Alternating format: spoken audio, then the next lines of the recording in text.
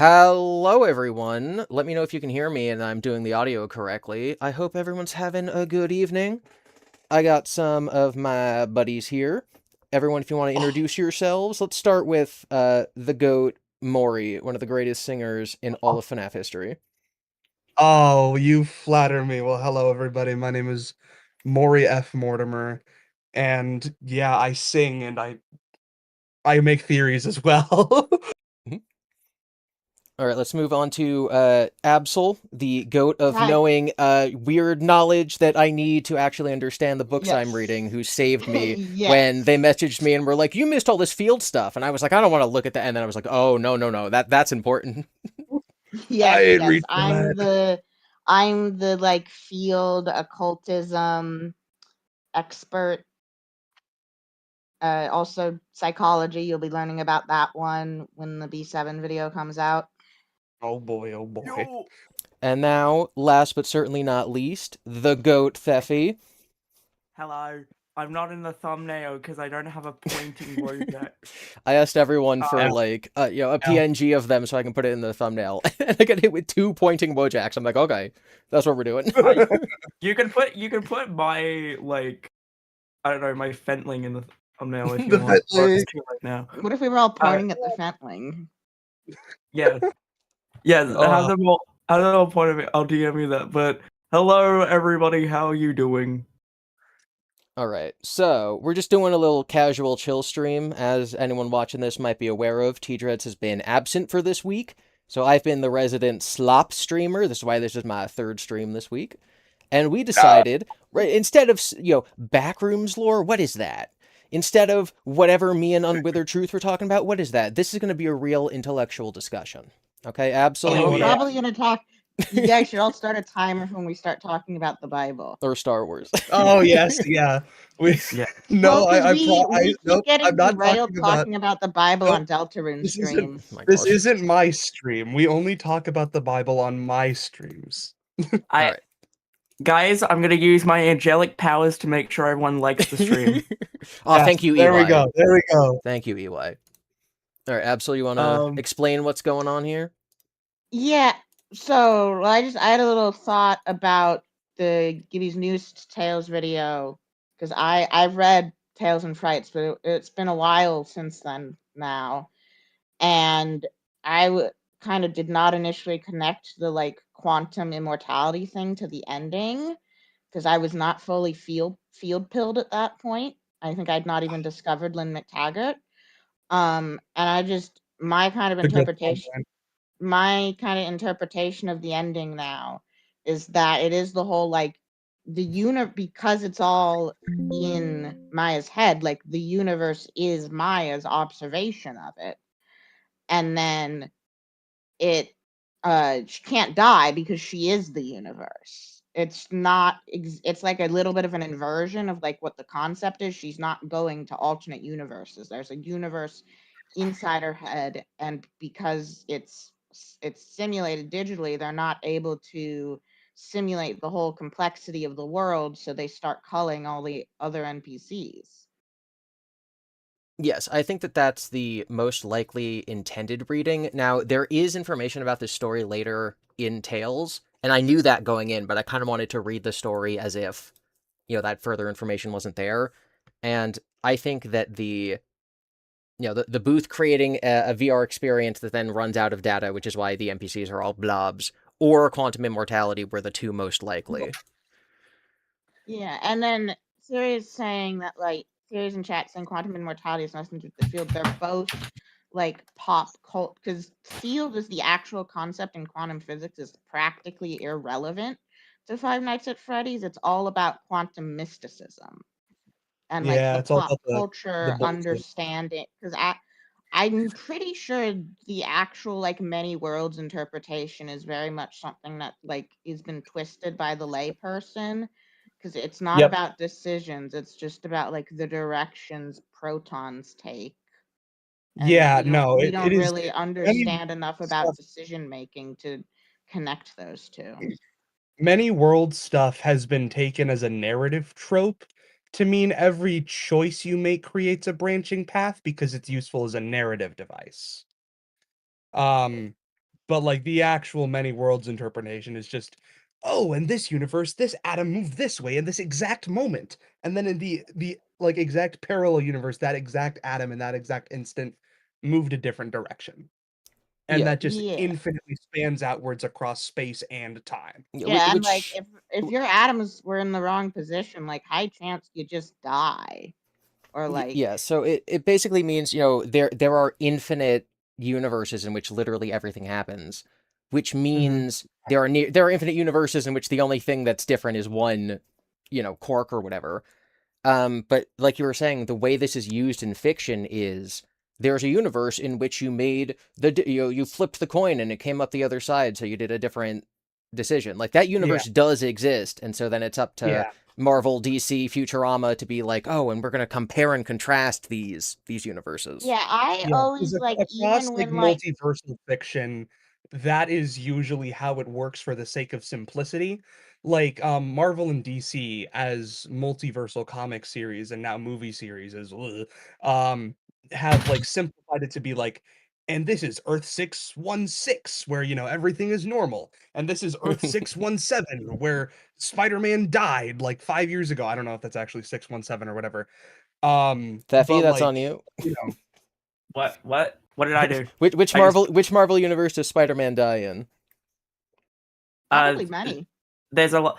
Do you mean like Ultimate is 1610? Oh, that's true. I yeah, literally yeah. forgot he Well, died that's in Ultimate. Ultimate. That's just like the base Miles Morales universe, and there's What a bunch that's what's different the in one there. where what what are you talking about? Oh Like no, he Oh, was I was saying Norman how Spider-Man like dies is very I vague. was he, talking he about how dies in in multiversal, yeah, yep. in multiversal fiction, like many world stuff is often very much simplified down to key events being different. Like I know this comes up in the What If animated series where there's the episode where Doctor Strange is trying to bring Christine Palmer back from the dead, and it's like, An absolute wait. actually the nexus event of this universe is the death of Christine Palmer, and that is the thing that makes this universe distinct. And if you make that not happen, the universe freaking dies. Um, Yeah, I always I mean meanwhile, like that in like version being science, I've always like even when I was a kid and watching the game theory video where I learned about it, I was always like, wait, but you make decisions for a reason. yeah, Why and would you also in like a different universe make a different decision? Well, Because it is yeah, always and like also focused on it very much emphasizes a sort of lump of decisions because also as you infinitely micro scale down, every decision lasts a single micro instant long, and every thing that we would consider a single action actually takes place across yeah, and I an mean also nearly infinite number of micro instants. But that's the how you get like there are like definitely other series like works of fiction that do delve into like parallel universes being something that is just functionally identical to the world that you're in. Like I know one off the top of my head is like JoJo's Bizarre Adventure in Steel Ball Run does that, where the main villain Funny Valentine has the ability to hop across parallel dimensions and bring in alternate versions of himself. But since those universes are directly parallel to his own, I'm sorry I said the word. Um the Valentines in all of those other universes are basically identical to the one in the universe that they're being brought into, so he can just basically infinitely clone himself. There was Um, I just finished reading a Transformers comic arc because I'm all Transformers filled now, where their spaceship like glitched and created two spaceships in like the same universe, but they were quantum copies of each other, and then things started going badly when they like got in proximity to each other.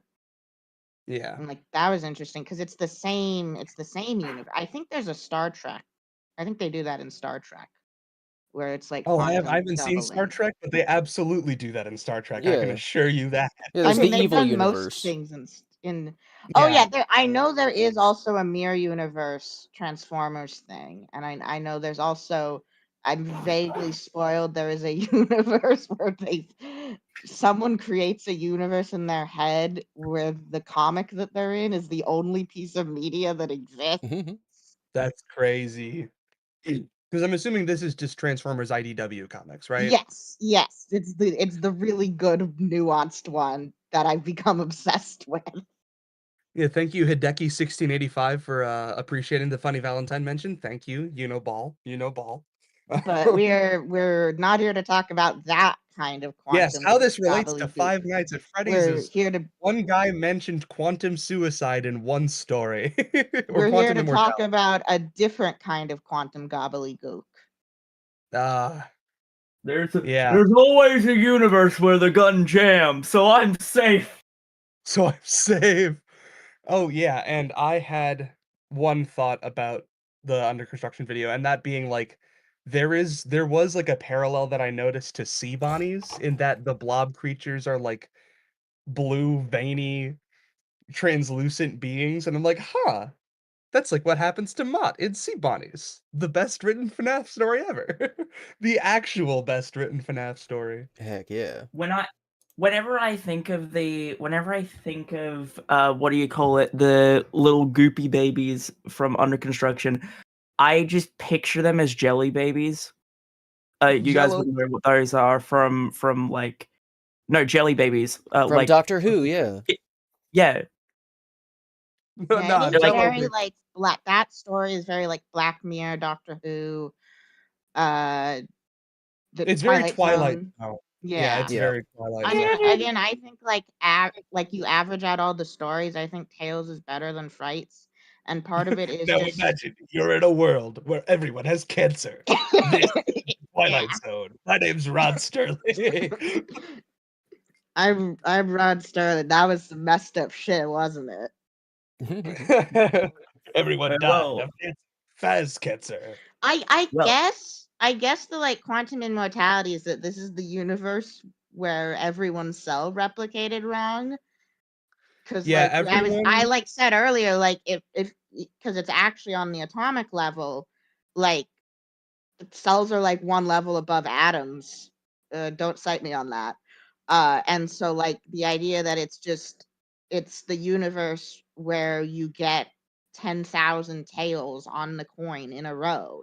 It's the universe where everyone's cells go wrong, but that doesn't explain the babies. I don't think there's a Well, it's everyone's cells go wrong except for Maya. Mhm. Yeah, and like again, that's because she's the only real person. Everyone else is an Yeah, NPC, I mean- and it's if you've ever run like a simulation game, as the game will lag more as it goes on, and those games usually have something to cull excess NPCs, and that's what I saw all the like- cancer as. You know what it's like? It's like when it in The Flesh, Matt made the Springtrap game, and all of the Springtraps started cloning each other and then killing each other. Doomsday. I didn't. Yes. Yeah. I interpreted the cancer as not actually a part of the game. I interpreted it as, forgive me for using the word projection, but as, I forget the main character of Under Construction, but Maya. Maya, yeah. I interpreted it as Maya, like herself, like her brain rotting and like developing cancer from the machine Actual brain and rot. projecting that in the thing. So you're going with the brain tumor interpretation. I'm going with the brain tumor interpretation. Yes. Cool. Which- Yeah, The 'cause other thing about the I'm like very much stuck in think of AR that it is like part is I I don't think know it's if an you've AR read simulation. I don't know if just you've because- read Somnophobia, but like my Yeah, I was about to say interpretation like on the just about like outside. how many other Tales stories, like off the top of my head, Somnophobia, Drowning, Yeah, in Somnophobia, they Tiger Rock. specifically get stuck Those in a are- coma. yeah. And then in Yeah. Tiger Rock, it's about the AR booth letting you, like, following you home. And I always found it really weird that they call it AR, but it might be reference. I think it's supposed to make us think about the Vanny mask, which is also the whole thing. because You go in and it Fanny Mask permanently is both marks you. virtual and augmented reality Yeah. Yes. somehow at the same time. Which I- makes again, sense. Like, you know, I think the it's just marketing goobly goop in universe, but it's supposed to make us connect it to the idea of you get a thing stuck in your head from the booth. Yes, like the Vanny Yeah. mask, it says in game that it puts the chip in your ocular nerve or whatever. So like it, even if you take the Occipital mask lobe. off, occipital lobe. Thank you. I got almost those Yeah. words correctly. Yep, Um, it is an yeah, yeah. it's So an GiBi. occipital transponder. yeah. So it puts the chip in your brain. I don't think that is like a direct comparison with what happens in this or Tiger Rock. Because it's more to the effect of like your brain is, or sorry, your body is still perceiving something, but your reality around you has shifted. I actually think it's I pretty feel like similar to God Victim in that in Maya's sort of I internal was false thinking about world, that. she becomes, the God Victim character where her thoughts are creating reality around her. It's just not actually Okay. reality. Yeah. So wait, so do so you she think, is because I think unless I'm misunderstanding, like in my mind that would cause problems because like she walks out of the booth and then a year later she's like, oh, I got to do certain things to help people who have cancer.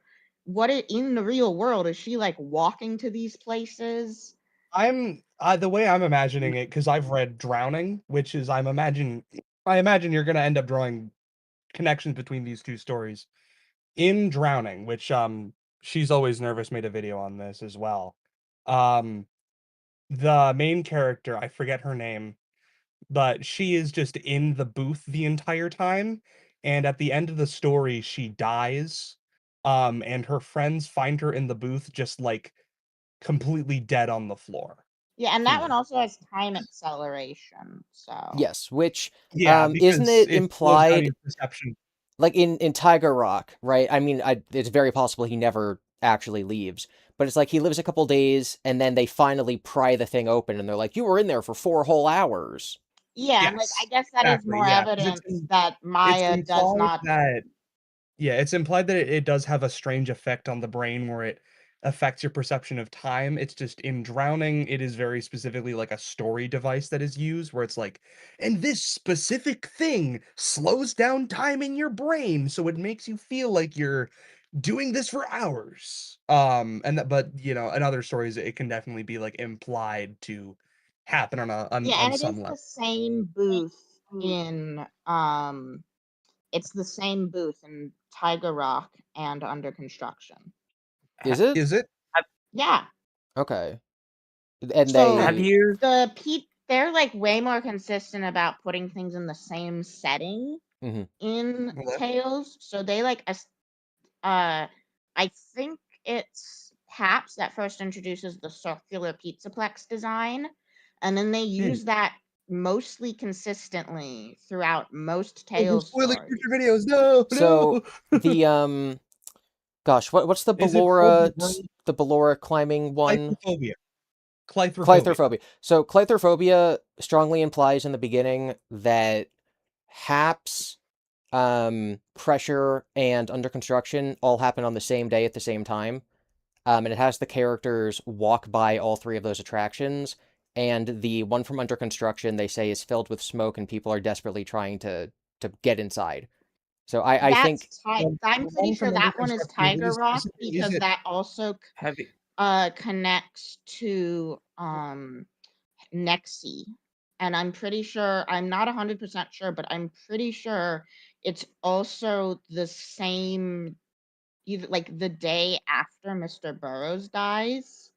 mhm. And like the storyteller goes haywire on like for a lot of again, I've not gone through all the details, but it's the same booth because they're both described as like bubbles, but the smoke is how it's described in Tiger okay. Rock. Then And okay, that's I was I'm gonna ask like I was gonna ask if you remembered the actual Have, name of it, because the name of the attraction at Under Construction is The World Celebrates You, right? yeah, Mhm. but like that's kind of like like the 40 theaters they have in theme parks Shrek where 4D, Yeah. yeah. yeah, the name will be whatever the current show is, but yeah. they can Oh, change the got show to be something else. And so they so it's change the it same from the physical world. thing, but a different, like, Yeah, attraction they style. change it Yeah, to the okay. world celebrates you to see the Pizzaplex in 50 years. And I'm like 80% sure in Nexi, the protagonist specifically sees that it's a boy inside the booth that's filling with smoke. Andrew, And then that's the same day. There's like something happens that goes weird that affects the entire Pizzaplex at the same time. And so the same thing that causes the AR booth in Tiger Rock to go haywire is the same one that causes the like Build-A-Bear thing to go wrong. And that's And Nexi, right? that's Nexi. Mm. So like again, you'll have to double check all my work when you go through the stories, but Mhm. I'm pretty sure the implication is that in all these stories, the day after, either the day of or the day after Mr. Burroughs dies, everything goes haywire in the Pizzaplex. Very, very, very possible because Yeah, based on I'm these gonna check connections, yeah.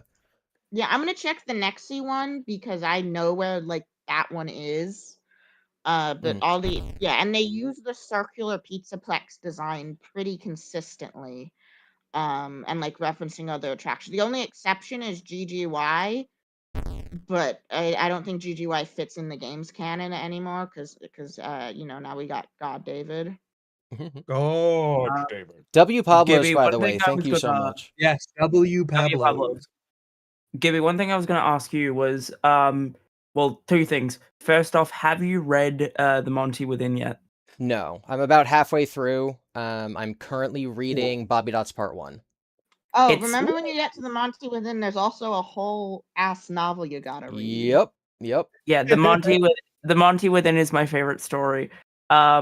But I mean, it now is just super. My stroke of genius is just straight up interesting. We can confirm Scott has read 3 books: The Let's Field. go. The Field, The Um, Intention Experiment, and My Stroke of Insight. And interestingly, there Oh no, is and Frankenstein. Come on. there are connections in that the author, she talks about when she was having her stroke, like feeling a sense of oneness with the universe, and it read very similar to accounts of using psychedelics. And I was like, wait a minute. When people feel a oneness with the universe, that's just the left side of their brain shutting down. But she ends up with like a not like totally off base science, a much more like reasonable, like just spiritual outlook of what the world means.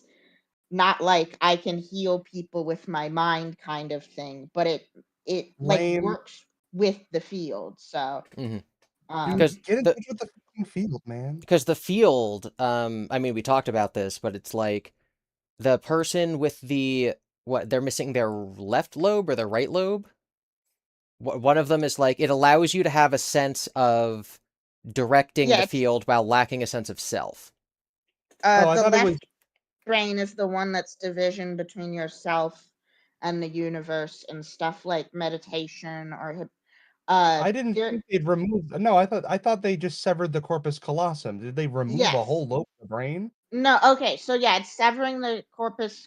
You can kind of shut down your left brain through hypnosis, like temporarily through hypnosis or psychedelics. Gotcha. The gateway protocol, which is a sort of field related thing from around the same from like when Baxter was doing his experiments when we Remind weren't the in. remind the audience and remind the folks at home what that is. Clive Baxter So is the Clyde Baxter was the CIA CIA guy. guy who tortured plants and it made him believe in basically the Force. Yeah. Yes. But the Because this is important because that's what Taggart does. Yes. and he's the one who gets specifically name dropped in Fetch. But around that same time, there was a thing called the Gateway Protocol, which was about giving. It was this. I think it was DARPA. It was some government thing trying to give people psychic powers. And part of it was just you like through hypnosis or meditation you kind of shut down the part of your brain temporarily, not like shut it down fully, but make it weaker. The part of your brain that like filters between the outside world and yourself. And like, that's why when you're hypnotized, like suggestions, you're not just going to do something when someone tells you to do something, but it basically like turns suggestions into impulses, and obviously you still have like your will to veto an impulse. Also, spooky little Megan, you are correct in that this is a lot of the stuff that was also happening during Project MK Ultra. Yes, it is linked That was with a MK lot of what was going Ultra. on in there. There was a lot of, governments Oh, and using using psychedelics and hypnotherapy to try and unlock psychic powers within Yeah, people, which and obviously did control not work. people, and also kind of connects. MK Ultra is kind of a sequel to the Edgewood Arsenal experiments, which if The you're looking for the FNAF connection, in Edgewood Arsenal they specifically used aerosolized LSD. And if you want to look at funny photos of soldiers falling down, you can look at the videos of the Edgewood Arsenal experiments. Thank you so much, Pablo, by the way. You're the goat. Yeah, no, Yeah. 10 more memberships. You know what everyone should do in appreciation of Pablo? Like the stream. Heck And donate yeah. more memberships. Maybe I'll get Donate, give Yep. more money to So fund the Tales videos. So the I'm bringing this up in the next Tales video because basically the one that went out today I finished about 2 weeks ago, and after that I had an idea, which is that we're gonna aim to get 361 members because the Frights video is 36 hours long. So I was like, okay, so that's like we need like 360 members. No, we need one more. We need to prove Tales is better than Frights by getting one more. So I'm gonna start talking about that challenge next Tales video. Okay, I found the quote The first Mimic epilogue, right? Yes, it's gonna be the first Mimic epilogue, and then corrections for Frailty and the other one. I found Lolly. so in Nexi, it specifically says that there was a boy in the glass dome, and It's Andrew. No, no, it's No, Kyle. it's Talk about Rory. the color of his hair. Andrew is a stuffed alligator that a boy holds and under construction. Nah, that's Bert. Don't Oh my disrespect God. Guys, hear me out. Greg Rory. Gregor. Gregory. Gregory. Because Dinophobia, is that the last It's Last the book. or is last it the one. story? It's the last story. Okay. Yeah, it's the only. It gave me a Because that one's night gonna be a terror, banger one to end on. even Oh though my. I specifically read it during the day. Then I had a night terror about Mangle getting me, and also I was Arya That was Stark. your first mistake.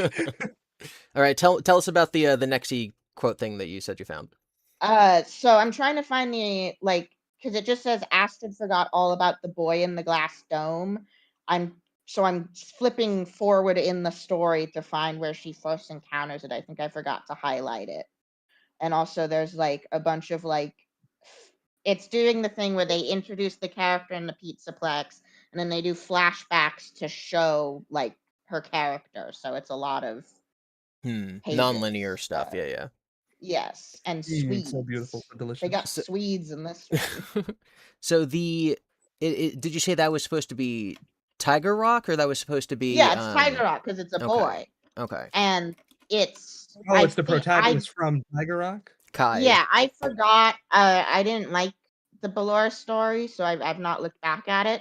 But if you see so that there's evidence of the other stories happening at the same time, I think it's that claustrophobia happens after hours because it's a technician. Yeah, but I don't remember off the top of my head if Burroughs goes into the storyteller at the start of the day or after hours, because if it's after hours, we might be able to line it up that yeah, because if he realizes that Edwin's been gone for 3 days and he's like, where the hell did he go? Oh, right, I put him in the storyteller. Right, I cast the Amontillado him. Yeah, so Claustrophobia, it starts with just these middle schoolers walking through the Pizzaplex trying to figure out what ride to go on, and they pass the thing from Pressure, the roleplay place, and then they pass the tubes from Haps, and then they pass the AR ball, and it was smoking, and people are trying to break it open. And then it flashes back 6 months, and that's when it actually takes place, because the Pizzaplex isn't open when the guy goes back to, get Ballora'd. Oh, damn it. So that, that was he's performing, he goes in to perform maintenance on the Yeah. attraction. And it's like, "Oh, you need to go inside." And he's like, "Oh, I guess, but I'm so big and manly, I'm not gonna fit." And then he goes in, and then Ballara's like, "It's okay, I'll help you." He's like, "Okay, I'll get Oh, Yank. helped." And he gets I dragged found through, and he's like, "Oh, I'm so stuck, I can't move." And the Ballara's like, "Let me help you." And then he's like, "No, don't help me." And then he gets his freaking arms broken, and then he gets his back broken, and then he dies. and then they Yay. deglove him at some point, don't they? Yes, they do. L- Yes, they Everything you do. can possibly imagine happens to this dude. Yeah, he is a I'm pile jealous. of skin, and he's a disemboweled pile of Mhm. bones and Yep. entrails at the end, at the bottom of that All right. attraction by So the end of someone Okay, I in think there might be an error in the story because it says Astrid forgot all about the boy in the glass dome, but there's nothing about her initially noticing. But I'll just read the section of when stuff goes wrong in the Pizzaplex, which is Astrid gasped as a red-shirted Pizzaplex employee tore past her and nearly knocked her down. Her farfar, that's her grandfather because she's Swedish, her farfar caught her and put a protective arm around her shoulders. As usual, the Pizzaplex was filled with a bunch of noises, yada yada. Oh, and what was the new sound? There was a new sound Ashford thought she could make out just beyond the rest of the clamor, a high-pitched squeal. It was like the feedback sound that came out of a microphone, and then they're like, yada yada, I want to go to Build-A-Bear. And then as they went, and here's why I connected it with the storyteller. As they went, all the neon lights at the entrances of stores and the various rides of the game area started blinking. For an instant, the lit up branches of the big fat storyteller's tree near the theater went completely dark. Hmm. So did the Right. tree's roots, the snake-like LEDs that meandered away from the tree, seemingly Yeah, where's reaching the every part of the Pizzaplex. As quickly as they went out, the lights came back on, and then the other lights flickered. As Astrid and her father passed the main dining room, its overhead lights went out and then lit up again. And then it says Astrid forgot all about the boy in the glass dome. I think that's an error that like the sentence where she noticed the dome filling with smoke didn't make it Weird. into the final edit, but that's clearly Tiger Rock. And then if Cleptophobia takes place 6 months before, so that wouldn't be caused by the storyteller. Because you got to remember, the storyteller was installed in the Pizzaplex later, after it already started operating. Oh, And Yeah. yeah, then, no.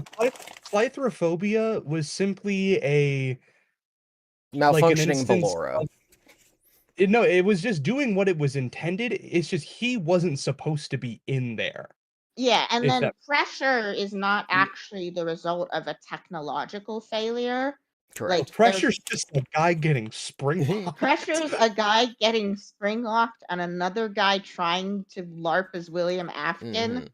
Yeah, it was But an intentionally sabotaged spring lock suit. So, obviously, like we're all operating on multiple levels of reality. I don't know if you guys like believe story tales or Fright's fiction, but I feel like the intention of the pressure story, it's like, okay, either employees at the Pizzaplex somehow found the real Springtrap suit from FNAF 3 and it survived this long and like someone put it in there either by accident or on purpose, or Fiona is hallucinating, this Springtrap I ism into the didn't story. think it was supposed to be the original. I took it to be that they found a different old Spring Bonnie suit because Well, again, because even if it wasn't a Yeah. chain in the games, it's clearly meant to have been a chain in the Tales.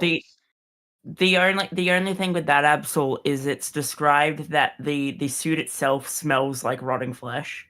Oh. Like, Yes, it's Okay. strongly I agree. implied. It would be it. I agree. It's dumb. It shouldn't be the one William's in, but it has rotting meat in it. Either way, And also Uh, like that feels like Well, lost it's potential. either that or this is, like, not the they first sprayed time it that with this with rotten meat spray to make it it's either Also, authentic. like that that or feels like this is lost not the potential first because like time that someone has been killed in this suit. oh, 'Cause, I mean, yeah, the like kid, the protagonist of the story, the whole bit of it is there's the Earl guy who's the William Afton LARPer, and he's like, put on this suit," and then he puts on the suit, and then he's like, "Oh no, I'm dying," and then he yeah, freaking I mean died. it could have been I mean like it's kind of a weird thing where like we don't know for certain like we can't say like oh the events of the games happened but like there's the simultaneous springlock failure There's like the other implications. yeah, like other people have died in Springlock suits in the past, but if it is supposed to be Decades Williams, later, no one lost the that suit feels still like a true. lost potential, because like Williams, like I guess contestants would be left on the suit, but he doesn't have to deal with like William trying to get into his head and control him. He's So like, he kind of does. Again, it's strongly implied, but part of it is also that he has severe trauma over one of his childhood friends being killed by a serial killer, and because he believes the rumors about Freddy's, even if it's not literally William's agony, he still sort of feels the evil taking him over. yeah. Yeah, So there it's just is an I guess I thought if excuse. it was William, it would be stronger to the Mhm. point where the reader, it would not be ambiguous if it was psychosomatic or not. It would be like, I am the William speaking to you from inside Mhm. your brain. You gotta kill those kids. You're not Hudson. Well, Who that's are you? exactly what happens in the Monty Within. There's a lot of Yeah, like in the there's Monty Within, it's not psychosomatic. They just downloaded Monty into that guy's brain. You got Monty Yeah. inside of him, You got dog. you Monty you inside of Lord. laugh, him. Gibby, but this is real. The I'm like vaguely just aware. Bro plays like a 2-player game, and now Monty is like in his he's left like, lobe or "Hey," something. but You laugh now, he but this still is talks literally the like plot of Help Wanted. Monty. He's like, "Hey kid, you should cheat Hey, on your buddy. test. You should Yeah, cheat on your it's like test." basically it's on it. He goes into like a weird, freaky sort of like brain scan kind of thing, and like if we're talking like it's honestly kind of Polybus coded, because they specifically talk about like Olivia. how Polybius coded. They talk about like how dark that room is, and then that kind of brings us back to MK Ultra. So he like plays a game, and then Monty's inside his. Basically they download Monty onto him. Yeah. True. Like 10 minutes ago, someone in chat whose name I will not pronounce asked if I was going to do any comic book videos. I have one on my other channel. It's the Superman Spider-Man crossover, and I'm going to do the Batman Spider-Man crossover. So there you go. I need to be on that, Gibby. It's already written and recorded, actually, but maybe the next time. I'll 'Cause kill you. I want to do a bunch of the I'll kill Marvel you. DC crossovers, so that will happen. Hell yeah. Yes. Okay, Go to you used the word quintessence. Either of you Yeah, want to Maury, talk take about it that? away. Take it Oh, away. yes! Good message, Theory. Oh, my glorious video that I'm releasing in like a week. Um, so soon I will have a video out that, goes into full excruciating detail on all of this stuff and also Glitch Trap. But basically, I've been concepting a thing since around like December. And I've just not been able to write until now because idea generation takes a while. But basically, ghosts, right? You know how there are ghosts in FNAF? What? Yeah, there's like the Freddy and the Chica and the Foxy and the Bonnie, and they got ghosts in them. They put ghosts in them. Yeah, and you're wrong. They didn't actually do that. Because there are no ghosts in FNAF. I know you've heard it before, and they were actually entirely correct. Because if you read the Silver Eyes, if you read the Twisted Ones, and also if you like look into quantum mysticism stuff, I Also, vaguely the FNAF explain 2 it. novelization now. They got a stone tape thing. And also, One of yeah, apparently the one of FNAF the 2 ghost hunters novelization in the now. FNAF 2 novelization does the same like conversation that Charlie has about like, oh, I don't really believe in spirits, but I think that like echoes of events happen. His internal monologue before no, he's the puppetlings guy. He's the guy the puppetlings get. Is he's thinking like I don't really believe in spirits, but I believe in like haunted objects and like energy from events that have happened. And he's like, oh yeah, like that puppeting, and then the puppetlings get him. Okay. Yep, Yeah. and you So know what? I And he's correct because you know what you call that? You call it parallels. okay. Um, I've got to go like in 30 seconds, but this is just a point I want to say around that is that I know that it's true, but that doesn't mean I like it. The whole thing about there are no ghosts, only Okay, like after Maury imprints. finishes explaining quintessence theory, I have something to say about the no ghost part. Me as so. well. Well, I've gotta explain it Yeah. first. Okay. Bye, Well- Theffy. If you're gonna be leaving now.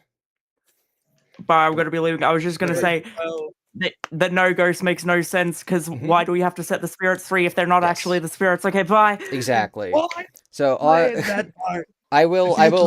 I'll let you explain your whole thing. I think that me and you agree on 99% of what you're gonna say. I just come to a very different conclusion in the last 1% about the existence of the spirits, which I think is where GiBi, Absol agrees. I feel like that is most of what you and I agree on. It's like 99% of the way there. Then it's just like one little thing. Yeah. Head swelled. Anyway, that's actually for later. So emotional energy. It's a thing that canonically exists in all of Five Nights at Freddy's. In every single continuity. And this is part of what I explained in the video. There is evidence for this.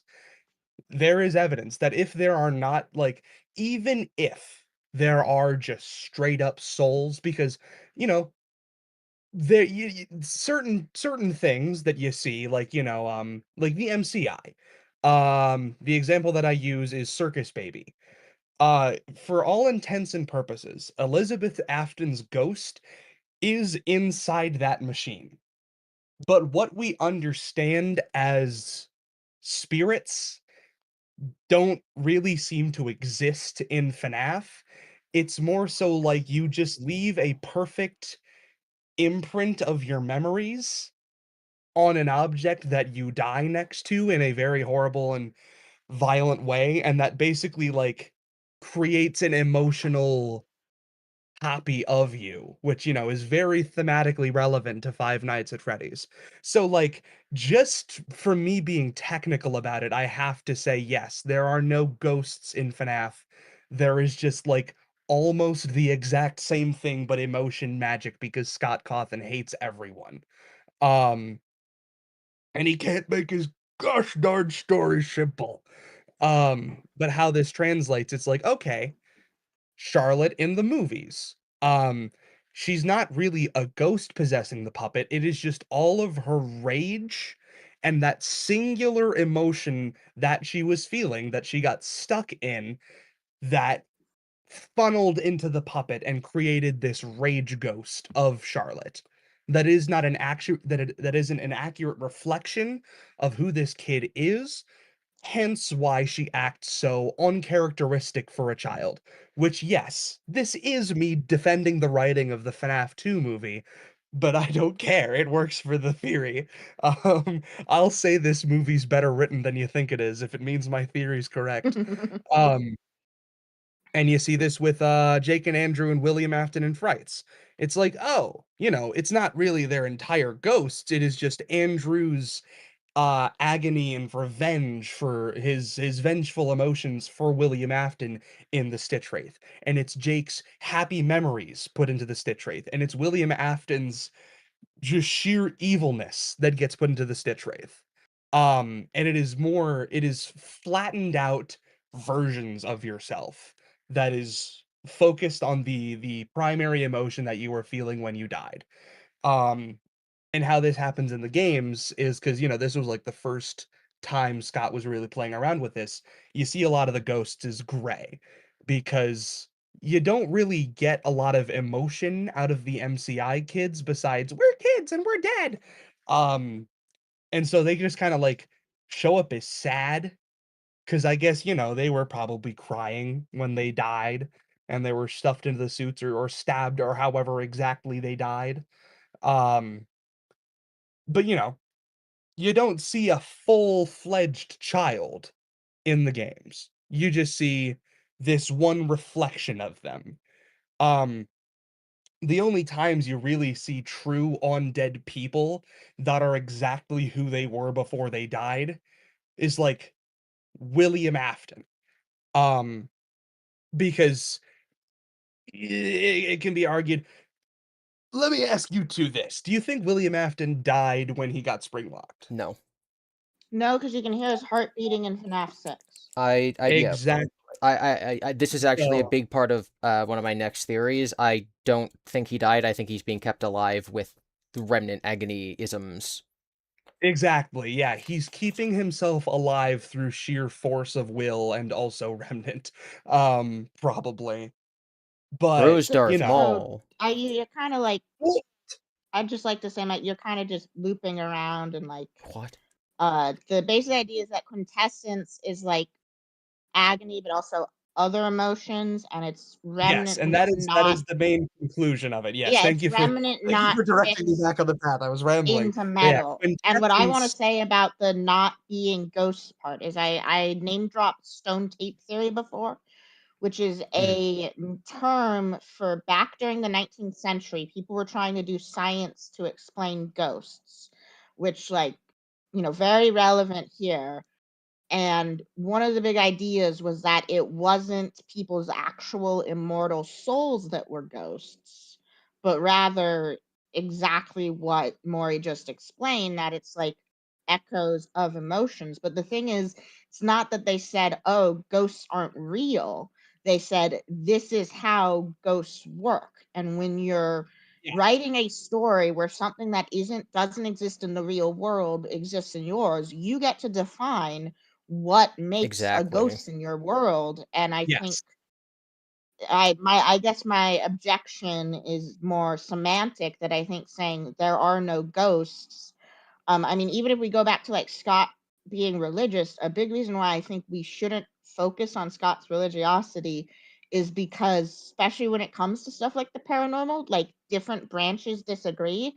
And then also people in those branches don't know what the official theology is. And statistically speaking, Scott is most likely Protestant. He And is. the party line of Protestantism is that ghosts are not real.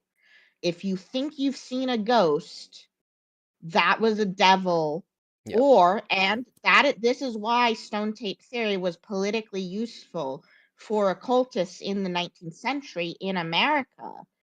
They weren't saying that the beings they were doing seances with were the immortal souls of the dead. It was the emotional echoes. And so if we're Yes. saying like, oh, Scott's doing a C.S. Lewis and making his fictional world also follow the rules of his religion, since we don't know Scott's branch, and He we said it don't on Yes. Steam know. once. Oh, well, Yep. we also don't Yeah. know how like theology pilled he is. I'm Yeah, sure yeah. if you went up to We Americans on don't the know street. how aware he is of the Yeah, exact I don't know fundamental if you went up stuff, to yeah. Americans on the street and said, "Hello, are you Christian?" Okay, what church do you belong to? And then said, "Do you believe ghosts exist?" I guarantee you that a significant amount would not know, would give you an answer that is not the party line Yep. of the church they're affiliated with. Yep. But if Scott is, it's entirely possible that, God is all powerful. When William kills the MCI kids, their actual souls auto teleport to heaven. Because part of the whole reason why there are Yes. no ghosts in Protestantism is because they're like, no, there's no purgatory. Everyone immediately goes to heaven or hell, and you can't know where they are if you're alive. I will And also also that's why it's Catholics in horror movies, because they believe ghosts are possible. no. So Um, we don't believe ghosts are possible. It's that if like a ghost is a demon, like Oh, ghosts Yep. so in that's Catholicism true are with demons. Catholics Yeah, too? yeah, yeah. Oh, okay. Yep. I'm mostly basing this That's off why The of Conjuring is mostly, like, entirely demon shit. I'm Yeah. mostly basing this off of a chapter from a book giving historical context to the play Hamlet. So my knowledge of modern Catholicism is quite poor. Well, Shakespeare's Because also using ghosts as a literary yeah, device, no, Yeah, yeah. and the he the was chapter yeah. I read was about how the ambiguity about if the ghost in Hamlet is real is because there was currently tension between they were doing Anglicanism, and like Anglicanism is like halfway between I was also gonna Catholicism. say, I was like, Shakespeare would have been a Protestant. He would have been an Yeah, early well, it's like, Protestant. yeah, but the Anglicans are the most Catholic Protestants. Yep. Yeah. And so there's a bit of like the ambiguity in the text is because in that time Catholics believed that a ghost would show up and be like, dude, you need to buy me indulgences. It's really bad in here. And like Oh, there's a you know what just happened, Absol? what? We're talking about the Bible. No! Get this back on track to FNAF. Okay, The Uh, reason but I'm saying there's no ghosts in basically, FNAF. Scott The could, if thing Scott that is I'm trying doing to a say, hold CF, on, if let me Scott finish. is Let me doing, finish. let Let me Absol finish. Let Absol if finish. Scott's doing a Okay, C.S. okay. Lewis and making his fictional metaphysics compatible with his real beliefs, it's entirely possible that he believes that the actual immortal souls of the MCI immediately teleported to heaven, but they left behind artificial beings who do not possess immortal souls, but are, kind of like the Little Mermaid in the original book. You still set them free, but they're not immortal souls. Yep. Yes, Okay. So exactly. Maury, I know you're in the middle of something. I want to say something real quick. Firstly, so Cool. Seeker just said, everyone in Mexico is Catholic, but they believe in ghosts. For some reason, like Catholics are just sort of have like more of this like supernatural view of things. Like I know a lot of Catholics who believe in reincarnation, and I'm like, that is completely You're against not everything supposed to to do with do that. Christianity. Or they're like, What are you oh, not doing? They figured that out at the Council of Nicaea when they told yeah, the Gnostics to kick this is rocks. 1800 years ago. No, Or because they're there's a like, lot of oh, you become an there's just a lot of angel when you mysticism in die. And again, Catholicism. that's just like literally not canon. Okay, so Maury, I'll let you finish, and then because I want to talk about like the 99% I agree with, and then the 1% I don't, Perfect. Okay. with Because I was textual like, I'm just evidence. about to wrap the bow on this. So, the reason why there are no ghosts in FNAF is exactly that. Because whatever immortal soul that we, would believe is a ghost that just continues on after you die is repeatedly shown not to be what ghosts are. And we never really see that as much. Like, because everything that we have precedents for assuming what ghosts are repeatedly shown to be emotion creatures. And the reason why I'm calling it quintessence and not just emotional energy in general is because of, to put it very quickly and succinctly for the people in the audience who are not going to understand what the hell I'm talking about. Um, there's an ancient idea of the four elements, air, water, earth, fire, and Aristotle was like, okay, but what if there's a fifth one? And that's what like heaven is made out of, and the stars and whatever. And he called it Ether. aether. Yep. Yeah, and Aether, Same ether, thing, yeah. yes. And so so, the modern as in the 17th century alchemists were like, just get that's not what souls are not made out of quintessence. Space is made out of quintessence. And I yes. was like pulling up. I went to my school library and I was pulling up actual academic articles so I could say, Maury, you can say this because the ancients did believe that souls were made out of quintessence. Yes, So because they were the essence from the heavenly bodies that were put into humans to give them life by God or whoever, the life giver in a theistic system. And so alchemists, took this concept and they called it quintessence as the fifth essence or the fifth element. Um, and basically, since there are a lot of other alchemical things that I just will not get into right now, especially because, I have a whole video on it coming out. To put a long story short, that sort of spatial emotional energy, that is what, emotions are channeled through. That is the energy through which you channel your intention through the field and subconscious space, which is how you get, your god victims, your god Davids, and your Fiona storytellerisms. That is also how ghosts are made Mhm. it's through also the how Thomas intense. Edison thought radio waves worked. There's a whole Yes, extra the intense. connection with electricity and also theosophy. Yeah, the intense, instantaneous channeling of your entire emotional being into one micro instant. I love using the term micro instant. It's my favorite. And that is what creates a quote unquote ghost. Meanwhile, your actual person, your immortal soul does not persist. And that's why there are no ghosts. Yeah, and All right. Spooky Little Megan says that in the Catholicism they grew up with, there's a distinction between spirits and ghosts, and like that's something that has existed historically, where it's not Mhm. Cartesian dualism. You got your immortal soul, but then you also got your spirit. Yes, and Yeah. there's also things like, you know, Moses appeared to Jesus and like had a conversation.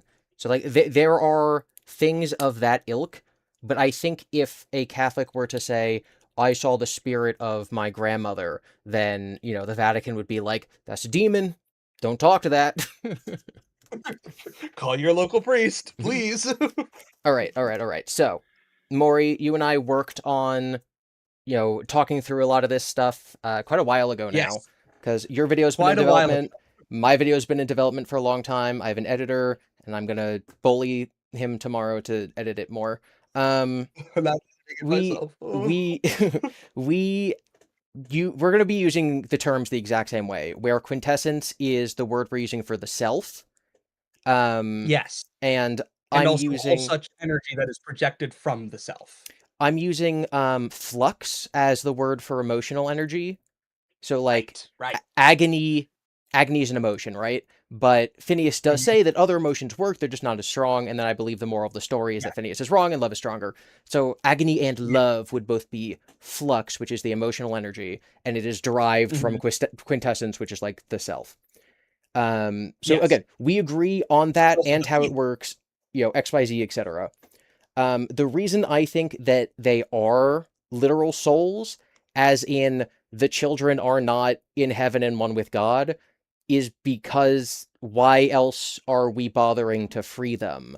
Like Henry's like, you know, the souls that are trapped in those machines, and then Happiest Day. Emotion beings are also like thinking creatures. That's why I Oh. compared them to the Little Mermaid. There's Mm.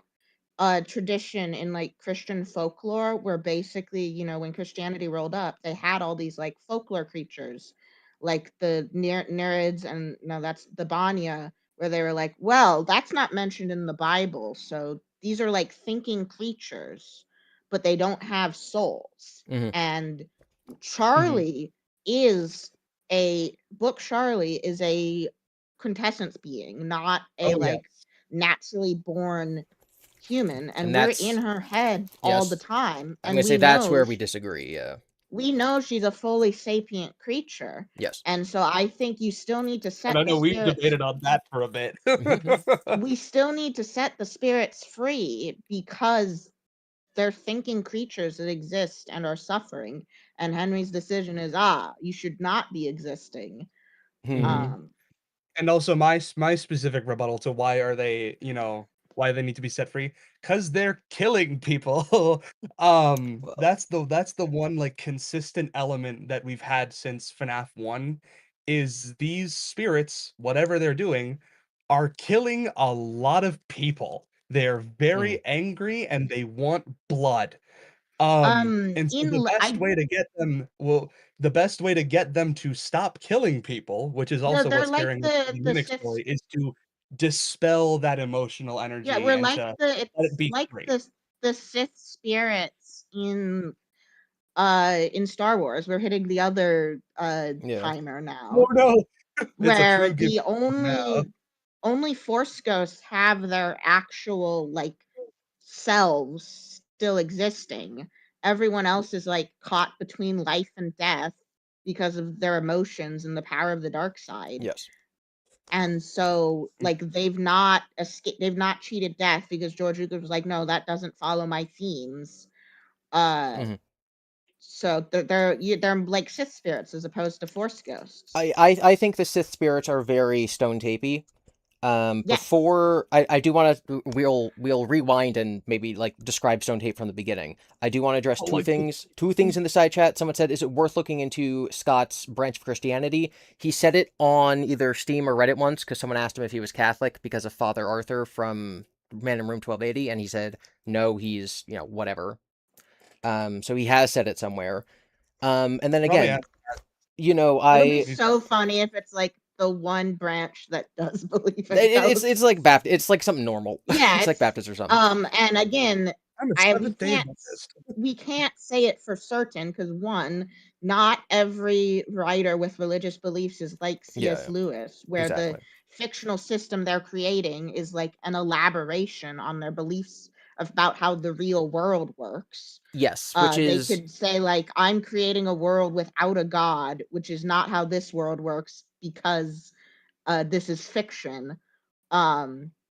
And also the other confounding factor is we don't know how well he knows the theology of his own church. yeah. So that's kind of what I was going to say as far as the pseudoscience stuff goes. So in stone tape theory, which we'll define in a minute, it is explicitly not a soul. It is not a spirit. There's another explanation for it. That doesn't mean that in Scott's fictional world, where he's clearly basing things off of pseudoscience like the field, to him, it could be it is their soul and their soul is trapped in the stone tape, as opposed to it not being a soul. And Oh, again, like the Eldari. I don't know what that is. Warhammer 40K, Mhm. they put when they die, they put their souls in stones, Mhm. because otherwise they would be eaten by the chaos god Slash. Yeah, so it's like we can point to Lynn McTaggart, we can point to, stone tape theory or like whatever the authority on XYZ thing is. And Yeah, while look that is yourself up. clearly the fictional basis for the FNAF magic system, it's also the basis for the Force in Star Wars. And George Lucas then said, well, actually, there's midichlorians and there's blah, blah, blah. So it's like he's basing things off of quantum mysticism, Buddhism, and Christianity. Like those are like the three things that go into Star Wars, but then he made it his own. And so Scott doesn't need to abide by the real world beliefs or the real world system of stone tapes Yeah, not being ghosts. And which again, is really funny 'cause Scott also definitely went Christianity, quantum mysticism, and Buddhism by way of quantum mysticism. I think that he just looked at Star Wars. Yeah, I think it No, was. he's you can definitely see read Lynn the Buddhism McTaggart. influence in Star Trek. I think he Otherwise has, he would yeah. have had to read so many other things. Yes. Seeker said a couple minutes ago, like, Scott clearly views the MCI kids as innocent, and I think something like the happiest day in FNAF 3, where we see the balloons, float up to heaven, it's like, if that's not the implication, sorry, I guess I should say, that is what's in the text. If Scott meant something different, I think he would have clarified in the last 10 years. Well, I mean, there is Henry. Henry specifically says, William, you are definitely going to hell. Mhm. Spirits, heaven or non-existence, I'm not sure. Give up your Which, spirit. Yeah.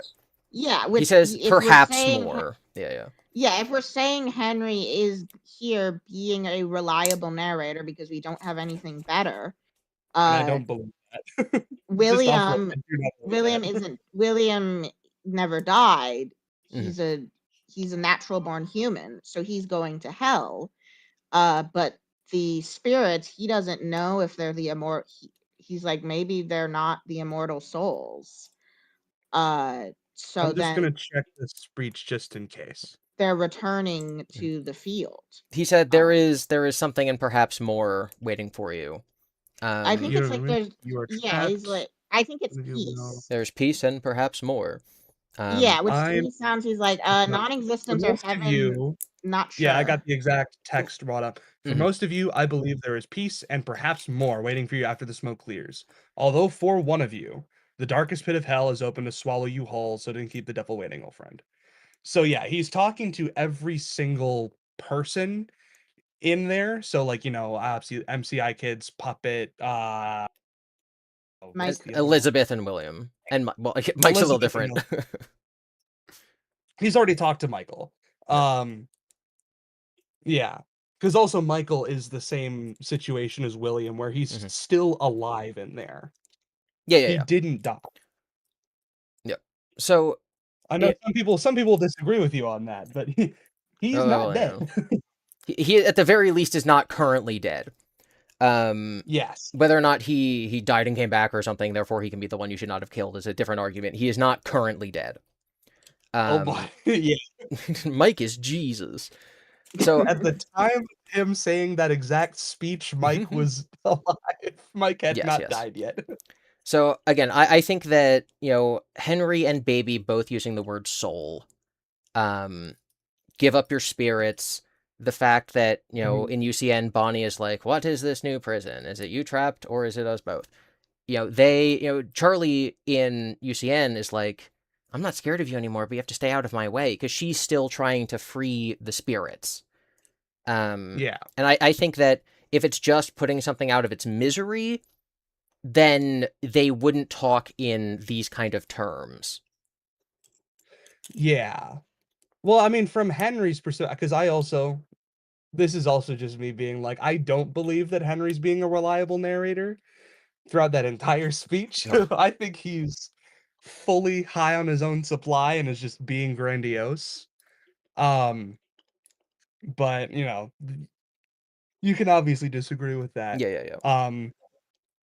It's just, the specific things that I believe. I'm like, Henry's gotta be lying. Henry's gotta be capping or something like that.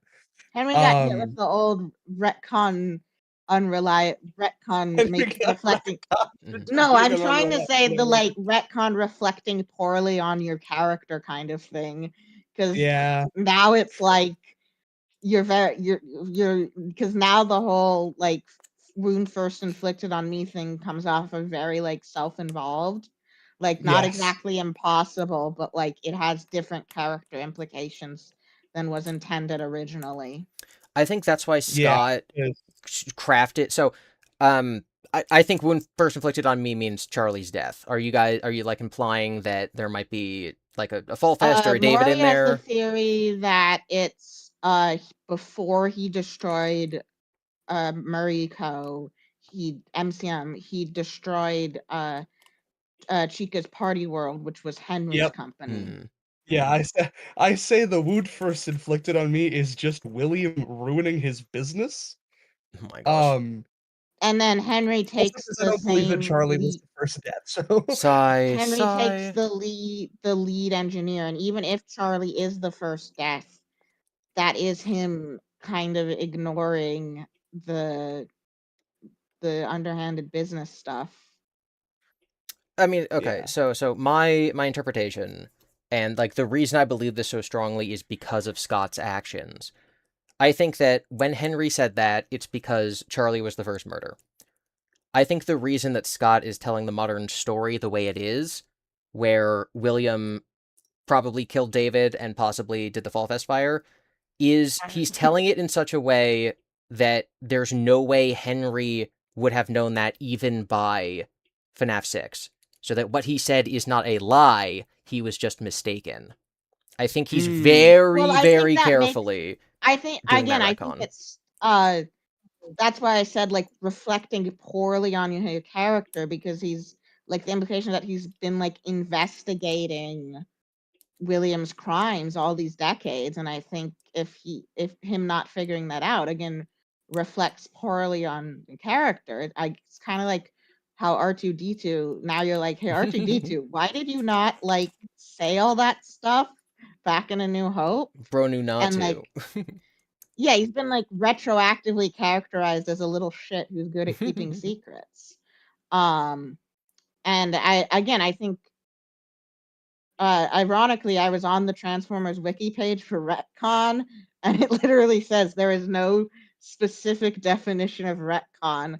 Some people take it to mean any like unworkable contradiction, and some uh, people take it to mean any sort of added later thing. But Yeah, I yeah. I actually admire writers who are able to work around stuff and create like retcons as in non-contradictory retcons in creative ways, and I actually like it when characters are given more depth. Like yeah. we have so little to go off on Henry, Mm. him being kind of like self-involved, and that like not even like lying or being completely off base, but it like putting its finger on the scale of how he perceives what happened. Again, I think that's more interesting than when you Yeah. didn't have that. Y- Yeah. yes, but okay, if we're asking what would I prefer versus what do I think, that can be a different question. Because I believe Scott is being so careful with David's death and Fall Fest Fire, I think it's because he's tiptoeing around, contradicting that Henry thought Charlie was the first death. Okay. Yeah, well, I mean, I don't even feel like there's enough evidence right now because I think we have 0 in-universe evidence Mhm. to say William did the Fall Fest fire. Now, obviously, if we had a small amount, like not Yes. enough that if you existed in universe, you could convict William on it. But I think since we only have narrative evidence, I think that it like the scales don't balance. So I'm neutral on that matter. Yeah, Like I in the 100% to clarify, this is entirely predicting what will happen because I know how stories are told versus there's yeah, like evidence in I think game. there Yeah. is a like equal probability that we'll get stuff if I don't even know if we're getting the Secret of Mimic DLC, but I feel like there's an equal probability that we'll find stuff that is like vaguest in-universe hints of William doing the Fall Fest fire, which we can combine with the narrative expectation to say very confidently William committed the Fall Fest fire, or we'll get like an alibi for William, and then we'll be like, didn't do the Fall Fest fire. Okay. Yeah. Yeah. I think the Fall Fest fire is significantly less likely than David's death because I don't even know what to think about David's death because like it still needs a cause, whether it's he was hit by a car, whether it was yeah, because M1 like the killed hit by the him. car thing is like so perfect as a like narrative device of like a singular death that because of the way our culture works, we don't like consider anyone at fault. But then they'd like fucking put I'm sorry to swear on your channel, but they put a fence around it. Like yeah. Like a truck, a delivery truck would have had to like back into him by accident while the entire corporation's at a party in the middle of December. Like, yeah. Yeah. Like he was in his playground, which is full like through the entire, full of random stuff area that Arnold has to platform his way through. yeah, and Either that or he even just the like ran around delivery the truck, entirety of it.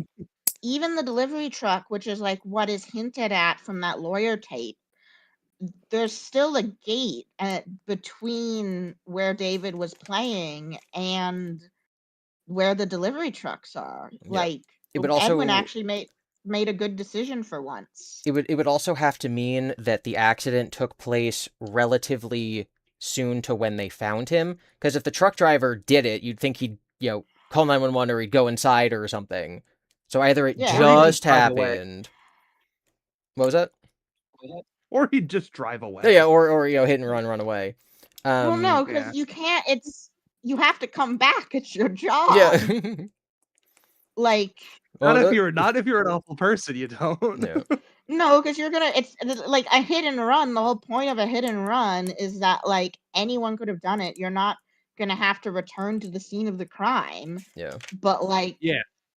it's a delivery truck. Oh I no, mean, I'm not saying it was a delivery truck. Like yeah, if but it was a hit and delivery. run, it probably was just like random some. Yeah, but that would be They're in the back of again. You have the. to go through the That's entire true. That's true. MCM parking lot for it Yeah. to be the street. Yeah. Well, because there is no fence on 2 of the 4 sides of his playground. He could have just ran around it. But those are the sides that don't face the street. Yeah, and Like, based on yeah. the footage of the ball bouncing and like rolling from the camera, I don't think it's that David for some reason was in the loading and unloading area. I think he died around the playground. yeah, I mean that's what all the like visual storytelling Yes. is hinting at, and then like I disagree. I've been arguing for the sake of the hitting the car thing just because I think it's a possibility. I'm still fully in favor of the moon falling on him. Mm-hmm. Yeah, it's funny. We had a Gartic last night of David's death, and I was like, "Oh, well, everyone's going to be drawing him getting hit by a car, so I'll draw him." I just draw him getting hit by a car because it's the thing that happened in the books, and Yeah, also Seeker says, "What about the uh, moon.exe?" I think that's about what happens posthumously. Like, it's not Yeah. because the events when we're walking through the simulation, the event it's like taking place in a simulation of the present day. Like the fire that represents the fall of MCM has already occurred. Yeah, because specifically for Moon Dead EXE, I don't want to spoil too much of like Tulpa David stuff because that's the next video after Quintessence Theory. But like I see that how that could be construed as evidence towards M1 killing David. Um, is it, largely the only piece of evidence anyone has? Yes, but it's a good piece of evidence. But you could also see that M1 putting the baby owl in the oven as M1 taking David's ghost or his emotional energy, if you're me, um, and forging it into this baby owl mask, which then allows M2 to become David. It's not the actual David, it's David's ghost. Oh, hi, Cyanide. Yeah. Okay.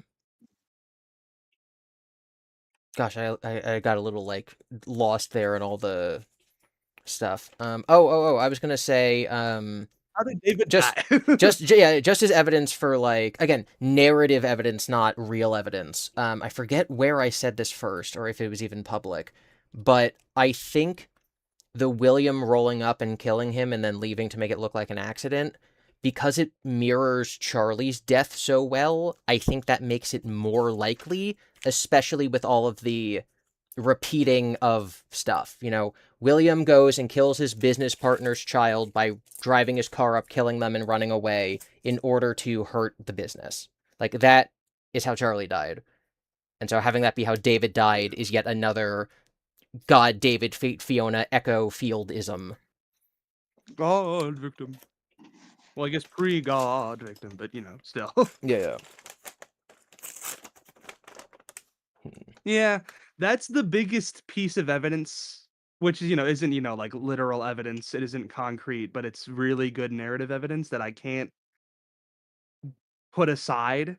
Because I've talked with Fazent at length about about William not killing David.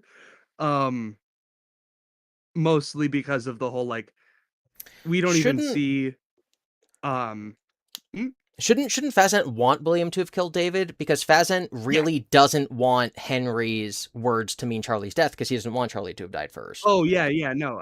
I was arguing with Fazent. Like, I was arguing with him about it Oh, because I okay, was okay, like, okay. "No, he didn't." He was like, "Yes, he did." And here's all of this really, really solid evidence why. And I went, "Ooh, that's really good evidence." And I've thankfully for my own sake formulated counter arguments to almost all of it. Because my biggest like narrative, non-concrete, this is how like the story would go piece of evidence is that we don't see Fiona's ghost. Because as much as I just went on my whole quintessence theory ramble, it's still essentially ghosts, and we see how these things form through intense emotions, usually by a murder at the point of death.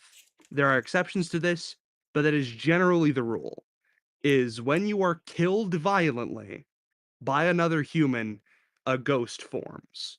And we don't see that for Fiona.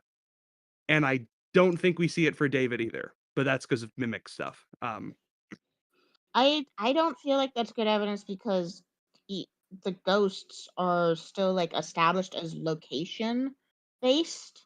Yeah. And so Fiona would be like haunting a random field halfway across the country. Oh, So, Cyanide is asking for a 6-word quintessence theory explanation. 6 words. Ghosts are made of emotional energy. That's that's good. quintessence. That is Um, quintessence. okay, Oh, that is so 9 words. let's yap about Fiona for a second. So I know that there's Yeah. in-game reasons to think it's not literally her, because it calls Edwin as opposed to Ed, which is how the living Fiona always referred to him as. So like I've seen that, I get that. I think that's interesting / important / is good evidence. I just think that, like, until we get the next game, it could be anything. So I think, again, some more narrative Scott writing evidence is the entire plot point about recycling and powering the facility with the liquid molten metal stuff, and Fiona dying at a place that has all of their rides and whatnot. That the reason that Scott introduced all of this stuff into the game was to show us exactly how Fiona did get possessed. I think counterpoint, Heat destroys Remnant. Oh no! He might destroy Remnant. He The might be right. So I think very, very strongly, and again, this, because this counters your no ghost things, we're gonna end up disagreeing. I think that with Novel Charlie and with Jake, what Scott for some reason is being very, very specific of is that something that's not robotic, so it's not technically Remnant, in this case, 2 dolls, can be haunted or can be possessed XYZ if they are loved by the child, and for some reason the doll itself has memories, even fake ones, of the child. So because I never made that Scott just connection. includes the really weird detail. He's like, Henry filmed some, recreated some of Charlie's childhood memories with a film camera, and the real Jake is all about, we are giving him fake Jake memories. So Jake loves Simon, Charlie loves Ella. For whatever reason, they get fake memories. And then obviously they're loved by the adults with Margie and Henry. And this, for whatever reason, ensouls the doll with the child's ness. In order to make Charlie Yeah, and actually, whatever. I never made Yeah. that connection that Yep. is an element we're missing Mhm. with the I feel. don't Mhm. like, and I don't exactly in words bring that up, but yeah, Mhm. I fully agree with Yeah, you on it's that. like It's Scott, just not, he but did it twice with just a really weird detail of it needs a memory, but it doesn't even need to be like real. And so I yeah. think the equivalent of that is the Mrs. Helpfuls, and the fact Okay. that the communications between Edwin and Fiona are all throughout Marie's costume manner, like him asking her out on a date, his marriage proposal, like all of these big events in their lives are physically stored in these robots in the facility. And so those quote unquote memories of those events are in the facility. And then they take in the rides and attractions that were burned to Fall Fest to recycle. And then that molten metal is pumped all throughout the building. That allows Fiona's ghost to haunt the building, allowing him to hear it over the radio, and then question mark happens, and now she's in a robot body. So I just think it fits Okay. the pattern of Charlie and Jake so much that I think it's intentional. And I fully agree with you on everything you just said, except that I would Except just the say it's like, yeah, specifically yeah, for it's like FNAF 4, I've this is another thing that I talked about with Fazant because of, he believes that William killed both Fiona and David. Um, that all of those things happened with like the Mrs. Helpfuls and the birthday tapes, especially. That's a big one because that's the thing that that's the line that's repeated in the 4625 message. It's specifically one from the second birthday tape, and like all of the stuff from Fall Fest. And I'm like, oh yeah, no, that definitely all happened, but it's emotional training data for the yeah, mimic. that's what I It's just helping M1 become a more perfect facsimile of Fiona.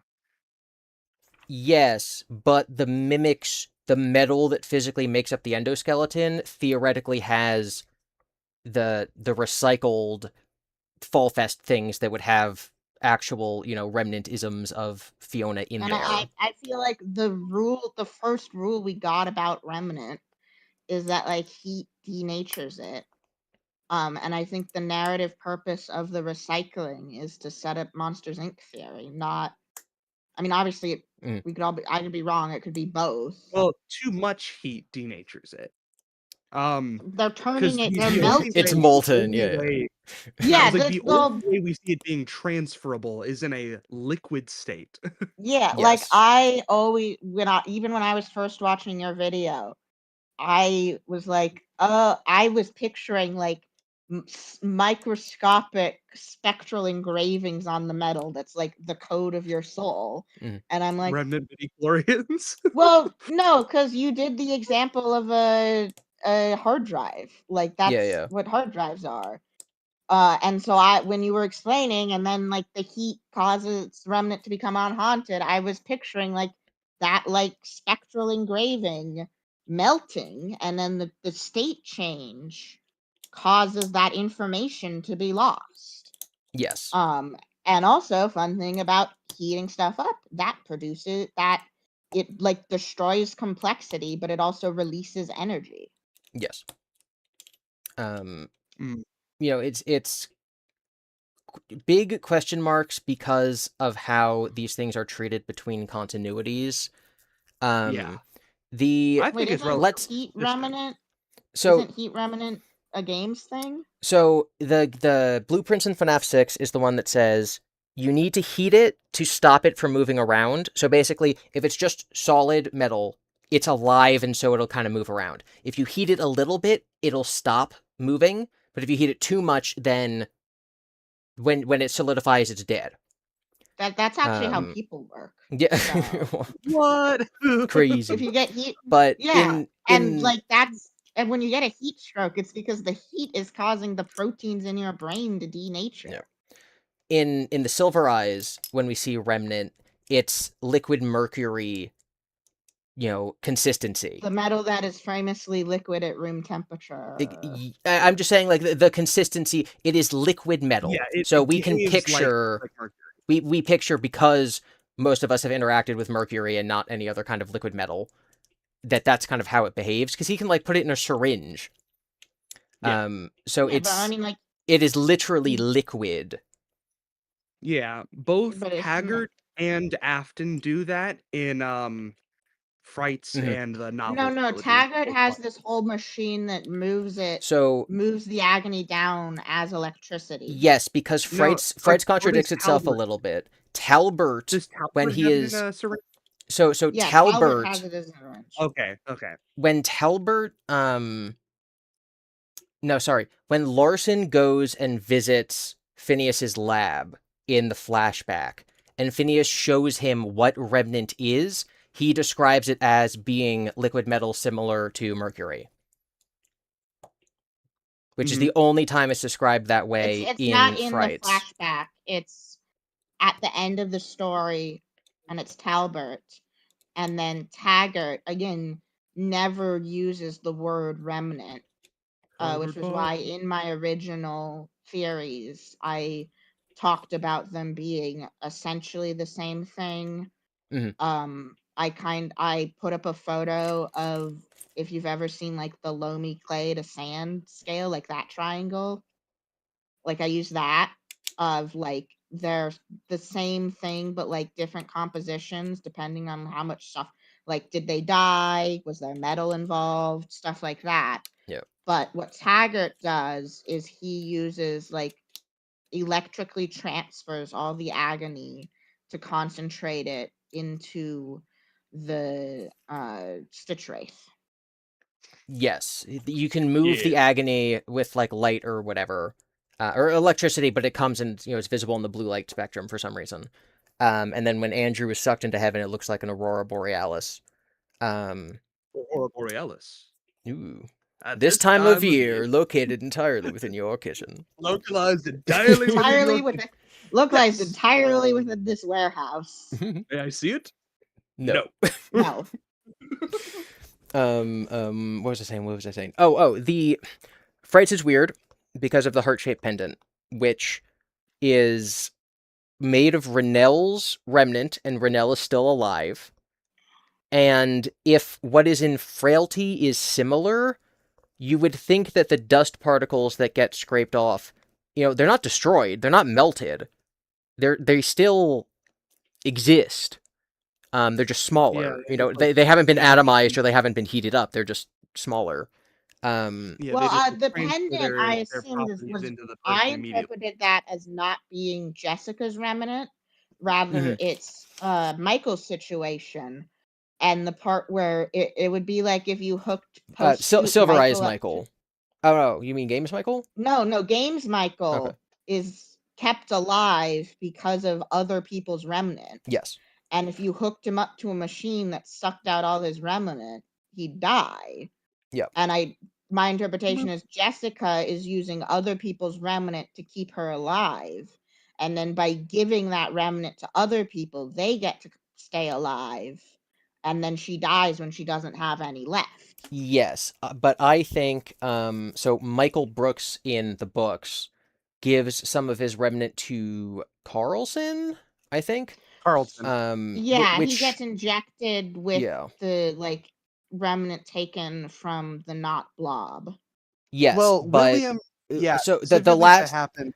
the very last thing that Uh, happens when they find all the pages and then they can all actually move on because they've defeated William is Michael Brooks gives one of his pages to Carlson, and that's sort of what heals him and allows him to fully, come back. Slender Man, if he was cool. So Yeah, so Private I would Pages. kind of assume that like Remnant has healing powers, but then like works itself through the system or fades because it's not like, oh no, I am now anchoring Michael Brooks to life. It's like no, the Remnant will get through him and then be basically used up. Yeah, Remnant is very much a neutral substance that can be infused with people-shaped emotional energy. If that right? Yeah, or it's a Yeah. ball of light in FNAF AR because this Oh, isn't easy. FNAF AR. Oh, um, Well, If again, I think it's the remnant we're used to is this stuff being fixed within metal. yeah. And what we 'Cause see in AR is it's Mhm. unfixed, and also, you use an EMP detector to find more of it. It's EMP it's or is it electric EMF? EMF, right? EMP is the thing that makes electronics stop working in Yeah, I was like, movies. wait a minute. It's an EMF detector. Uh, and again, that's like ghost hunting, stone tape theory, but it's the electromagnetic field. And the field is the sum of every electromagnetic field in the universe.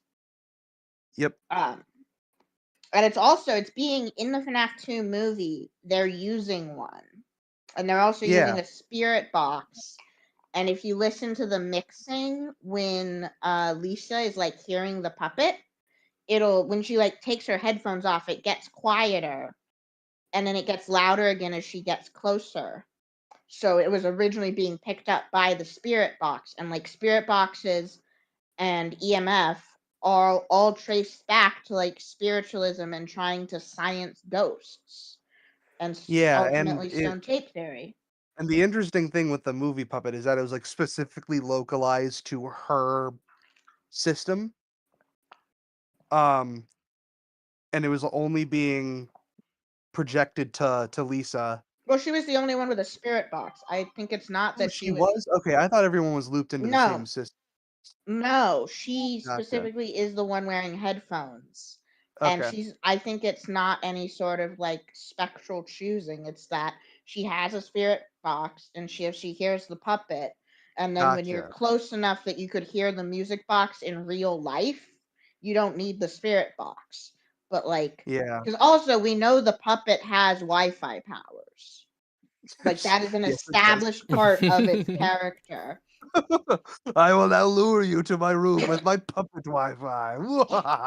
Because it's all radio waves, electromagnetic fields, internet, anything that is moving through the air invisibly is radio waves.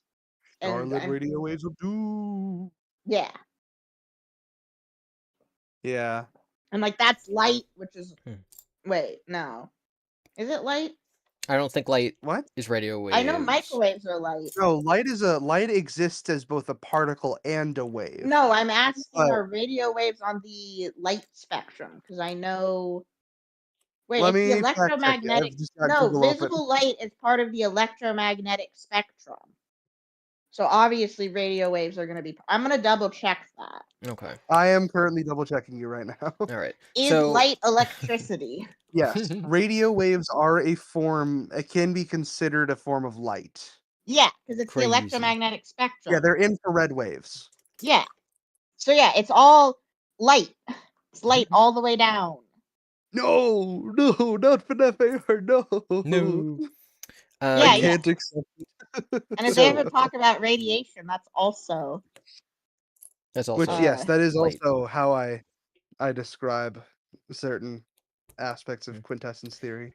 So with the disclaimer understanding that Scott is using this stuff for inspiration and not taking it one-to-one literally, Yes. we should describe what stone tape theory is. Yes. okay. So stone tape theory. So okay, in the 19th century, which for people who don't know this, when you say the nth century, it's one more than the year. So like the 1800s. That they religion got all wacky. It's also where you get Mormons and evangelicals from. But one of the things was spiritualism. So like people were trying to talk to ghosts and having seances and like spectral photography. But it was also the age of science and rationality. So you get like people trying to science ghosts. And one of the big counter theories to it is literally their immortal soul is that it's the echoes of strong emotions leave themselves on physical places, and the term stone tape theory is an anachronism that was established in the 1930s by a play, but it covers the like emotional record idea. And so like the idea of like places being haunted because bad things happen there, and then also just the whole legacy of like sciencing ghosts with spirit boxes and magnetic measure things. It all kind of just leads back to this same idea of the stone tape theory. Yeah, so to use an example, just because I think it's a horrible name. One, because we don't really use tape anymore, and two, because it doesn't have to be a stone. Just because $2. Have any of you watched the Stone Tapes? I'm guessing that's a documentary or a movie. I've not heard of I it. think that might be where the name comes from. You say your Okay. thing while I double check that. All right. So we'll picture that you're at Gettysburg, and it's the big field where the battle was held, and let's say that there's a rock. The idea would be that you have a young man soldier rushing with his bayonet toward the other side, and he gets brutally stabbed right in front of this rock, and he feels a lot of agony. The idea would be that his emotion was so strong that it imprinted on the rock. So the rock is a stone tape, as in film, like a film reel, like a VHS tape, and it is now storing the information of what it saw. And through either machinery or, if you believe in mediums and psychics, it can be replayed by a psychic who is next to the stone tape. So it records something happening and can also be replayed like film to someone who has the ability to see it. When there's a lot of this stuff present, the old trope of like you go into the asylum and you can still hear the screams of the people who were tortured there. There's so much agony and ghost isms that you can still feel the anguish, or you can hear it, or there will be a physical visual apparition. So it's not a ghost, it's not a spirit, it's not a soul. That person is dead and is in heaven. Oh, It is we're just still a talking about this. record. We're actually just starting to talk about it. But it's Right, a Oh, yeah, nice. record. That's a stone tape. It's a record of the thing that caused the agony. So that is what stone tape theory is. And that would be what FNAF agony is. A lot of people are like, yeah, agony is real That's what I world think ghost all ghosts lore, are. but remnant. Someone is loud. Sorry, Theffy. I'll unmute you in a second. Agony is just real world ghost lore, whereas remnant is like Scott's own original creation. And so agony is just stone tape theory. The mirror that reflected a husband killing his whole family, the fetch doll or something. It's like these things in the games that are agonized are the stone tapes. Yes.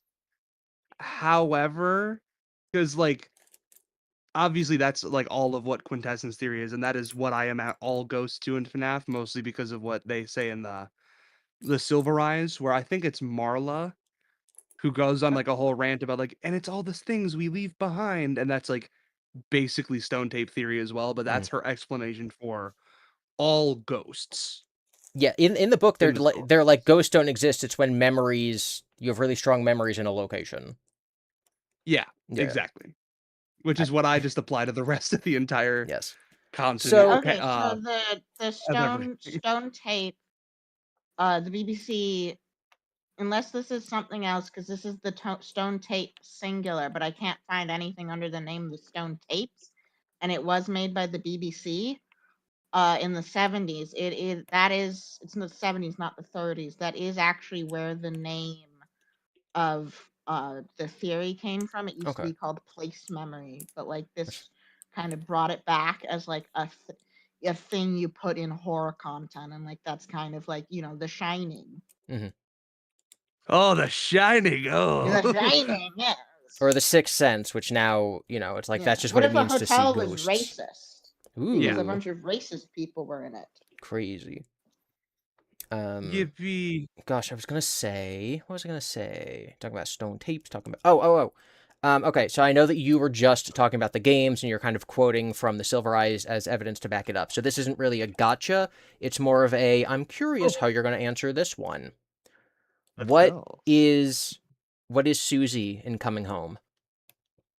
Because she very explicitly, that story is she gets to move on to heaven when her business on Earth is finished. Does it say heaven? It says the sparkly place in the sky where you get to live with your family forever. The field. Legitimately? Well, That's no, the I field. mean, like Coming If Home the is like field, like extra non-canon for no particular reason. Like Yeah. there's no, it's no. still it's canon to Frights, No, it's just No, not. not the it's not. stitch line. Like Not the Yeah. stitch line. Not the stitch line. Okay. Yes, it's not in the Stitch line. It is canon to FNAF as it okay. is a part of Frights. Yeah, but I think like that extra layer of remove that is Yeah. like not necessary for the plot is kind of a Yep. way, like I kind of got the idea of like if this had to fit within the lore Scott has already established, or even just the idea of Chica being haunted, it would be really sad, like sadder than it already is. Yeah. Yeah. Is And Like what I that so would say what I would say for Coming Home, because I think at this point I might be like operating under the exact opposite framework that you've been trying to, Gibby, where I yes? am refusing to discount any external piece of media. If it is an official FNAF piece of media, I am using it to inform my thoughts. And to that point, the biggest counter evidence that I have found to quintessence theory, mostly just the whole like ghosts need to have been murdered and like died in this specific way in order to appear, is Alone Together, which I don't oh think yeah, you've that's read a yet, hard one. right? Have you No. read Alone? No. Okay, That's a so rough in one, that one, and it in goes that it, one, you don't have the escape clause of Coming Home with that one. yeah, because Coming Home, I would just say, yeah, it's her memory. It's her, it's the same thing that I would say Susie in the games is. And like Clank And has a Susie in the reference Silver Eyes Assassin's is. Like Creed. every single version of Susie is the same kind of memory attachment Mhm. because of her murder. Meanwhile, Alone Together is specifically this it's a mechanical Turk, but it's like shaped like sun, like the daycare attendant. Hey, Um almost like that's something that happened in a game that wasn't published yet. what? Ain't no way.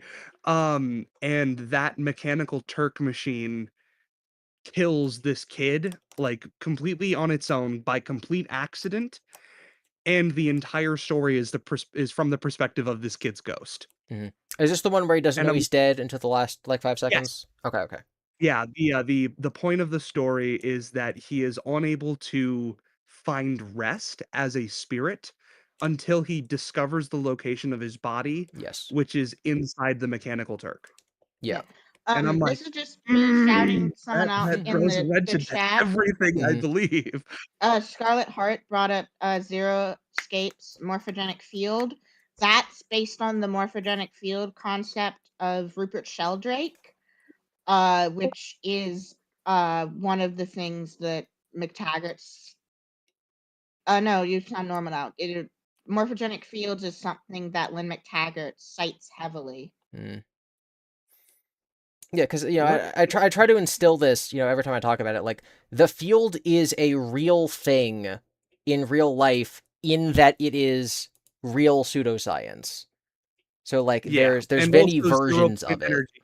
Yeah, Yeah, and 0 point energy is a real thing that is yeah, just not at all related to quantum yeah. mysticism. I mean, 0 point energy is legit real. It's just the same way Yeah, that and quantum particles are real. These people just don't and understand it. the like interesting thing is I've been, as far as I can tell, nobody has specifically used the phrase 0 point field in their version of quantum mysticism other than Lynn McTaggart. Like, Oh. Scarlet, like the morphogenic field in Zero Escape is not the 0 point field. It's one of the people that McTaggart synthesizes. Like, Mm. the synthesis of everything we see in FNAF is Lynn McTaggart specifically. Like, I read a whole 600-page book about the like ways that like the New Age movement like justifies itself. It's like a anthropology text, and they have like whole sections on what they call termed sciencism, which Mhm. is where instead of appealing to like ancient wisdom and appropriated Buddhist lore, or like claiming like that an angel came to you in a trance, you use pseudoscience and like pretend to be scientific. And so they talk a lot about quantum mysticism, and I didn't read the whole book, but like I looked at the chapters and index of a book specifically about debunking quantum mysticism. Nobody talking about the 0 point field other than Lynn McTaggart, and nobody talking about Lynn McTaggart other than us. Other than Scott Cawthon. Yeah. Yeah. What was I gonna say? I was just gonna say, you know, the force is an energy field created by all living things. So like, people will say an energy field Metachlorians. without, you know, specifying the 0 point Yeah. field. Fields, and like it's just specifically that it's the 0 Yeah. point field Yeah. as opposed to just the concept of a field. Yeah, I mean, Yeah. because like EMF stuff for Ghost is the electromagnetic field. Yeah. Yes, which Like, it is is still an intangible energy field that we don't know how to fully interact with. Yep. That we just say, "Oh, ghosts are in there." And again, you know, with Star Wars specifically, just because it's the most popular thing that uses this pseudoscience field yeah, stuff, and like it's only created by living things. Like, midichlorians are how it works, and there aren't midichlorians in rocks. A Jedi can move the rock because there is an energy source that the Jedi can draw on. But in Lynn What about- McTaggart's 0 point field, there is no such thing as the rock. You know, it's a Spinozan idea that it's No, everywhere. not- I was gonna say, wait, but what about like the rocks on Korriban? They're pretty haunted. And then I remembered like there's Johnson. probably the Sith's dead bodies in their tomb, and also like in Legends we got like planets that are specifically devoid of the Force, and like Only in sorry, Legends, no, though. I'm in my brain I'm going off of a whole. Well, there's the Force Eaters, but like the whole point of the Force Eaters is that they're actually native to a planet that is all Force. But like I guess I mean there's still life on Korriban. We never see it. We just see the red sand, but like Yeah. it's got a breathable atmosphere. So not a Well, damsel says midichlorians are living things, correct? Yes, so midichlorians reside in all living cells, and they can communicate basically, like, imagine like mushrooms, right? Like, it's all one big network, even if you perceive the stalks as different things, but it's one network. So like, all the midichlorians in everyone's cells can communicate. Yeah, it's Everyone even if has you a can bunch of count tiny them, little you know. mycelium men in their blood. Yes, but they're yes. only in living cells. Yes. Yeah.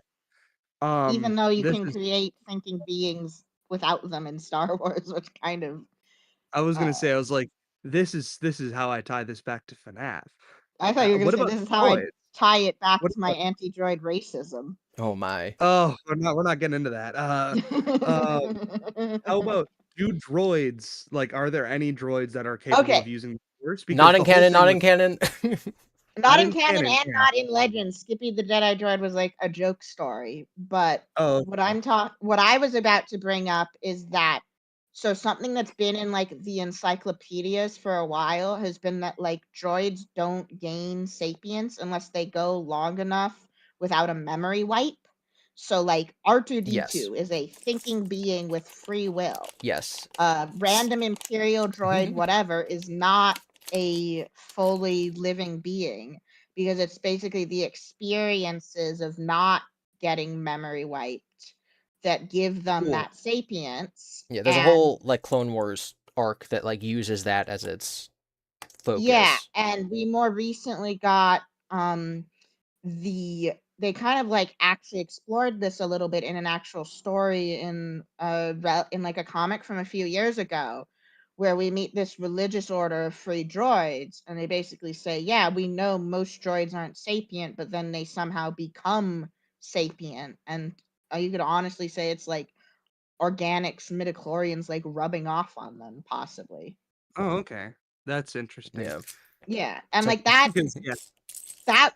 could explain like that might be one way where like Freddy gets his free will, where like the animatronics and the Pizzaplex start out not being people, but I then was gonna say, through yeah, it's like the endo daycare ones. 'cause a thing that I say, yeah, like how you program it, the effort that goes into creating this animatronic character and, building up its mind is what makes it able to interact with the field. Because yeah, and I also the the field first has like a introduction we your got to the field was by way of, hey, this animatronic can interface with the weird collective consciousness thing that we living beings are all a part of as well. yeah, and like And as therefore I can read your thought about it, I thoughts. realized it's like even less about the emotions and more about just the like I think I described it as like a personification being where like by the Yep, act of being perceived even on like like on your intellectual mind you know that it's not real but like there's still a part of you that goes oh my god it's FNAF it's Freddy from the Freddies or like yeah, like when because I was in the Galactic Star Cruiser and I was like, that's an astromech, like being perceived like that energy, like that could even be what Edwin is recycling. Because I don't mhm, think many people are having like emotional breakdowns in front of uh, yeah, Boardwalk animatronics.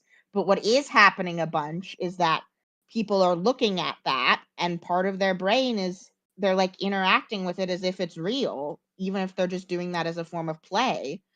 And yep, it's the whole field thing of like, oh, the universe existence is like based on your observance. And so if a bunch of people observe something that it isn't really, it like tips the scale to it becoming that. exactly, and that's something that I also go into in way more depth in quintessence theory, where the act of creating a character in like essentially imbues it with a modicum of life.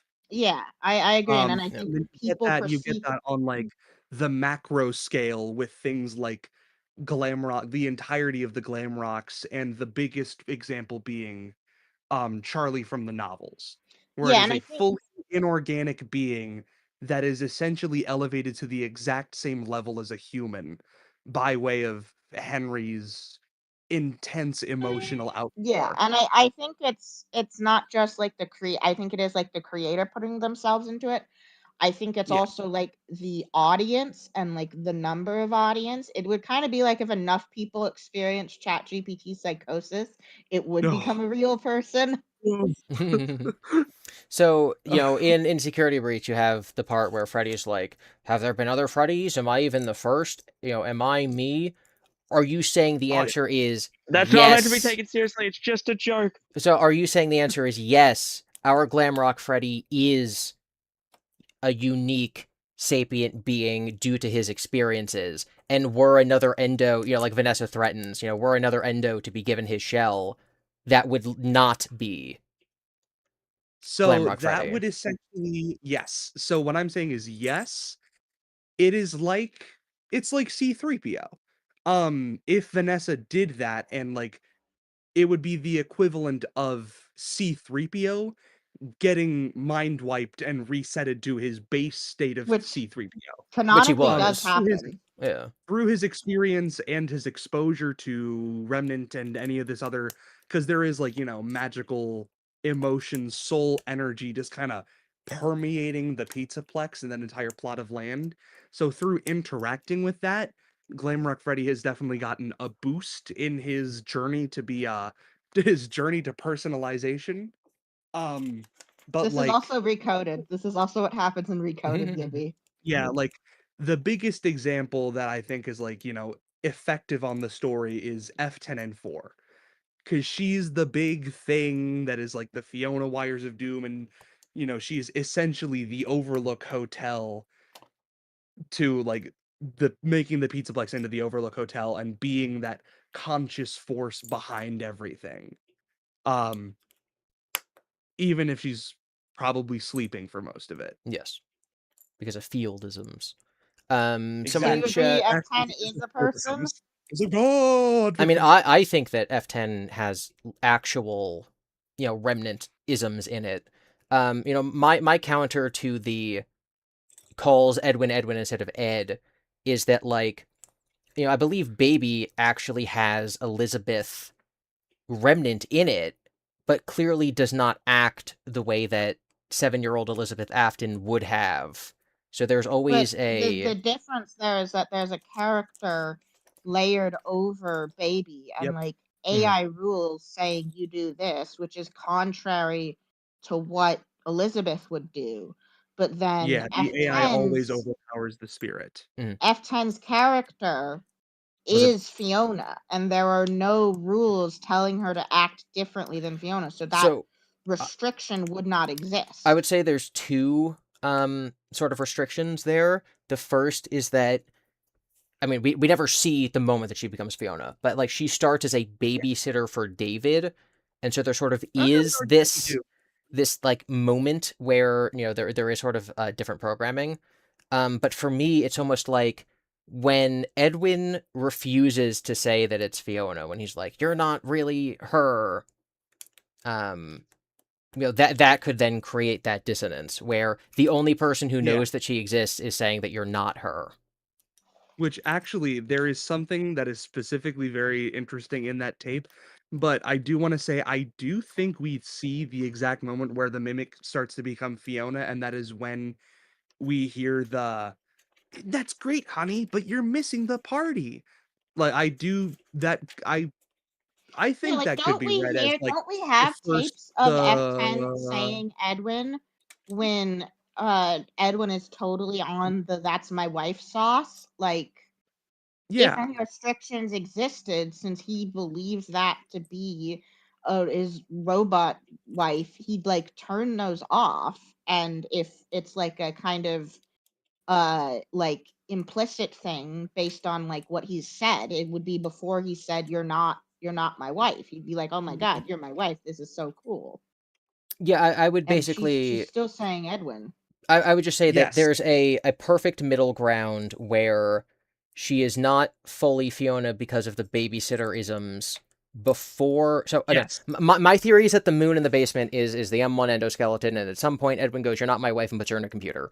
So before that point, the babysitter AI is still inside of her, and after that point, she is now being told by Edwin that she's not really Fiona. So there's never a point where she is fully actualized, where I she. Okay. think Yeah, there you go. okay, all right. But yeah, this is I mean, I guess there is the whole like Stepford Wives thing with the Mhm. Fiona plot line. So there is like a narrative Mm. argument to make that Edwin would not turn off those kind of AI instructions. Like he wouldn't think to do that.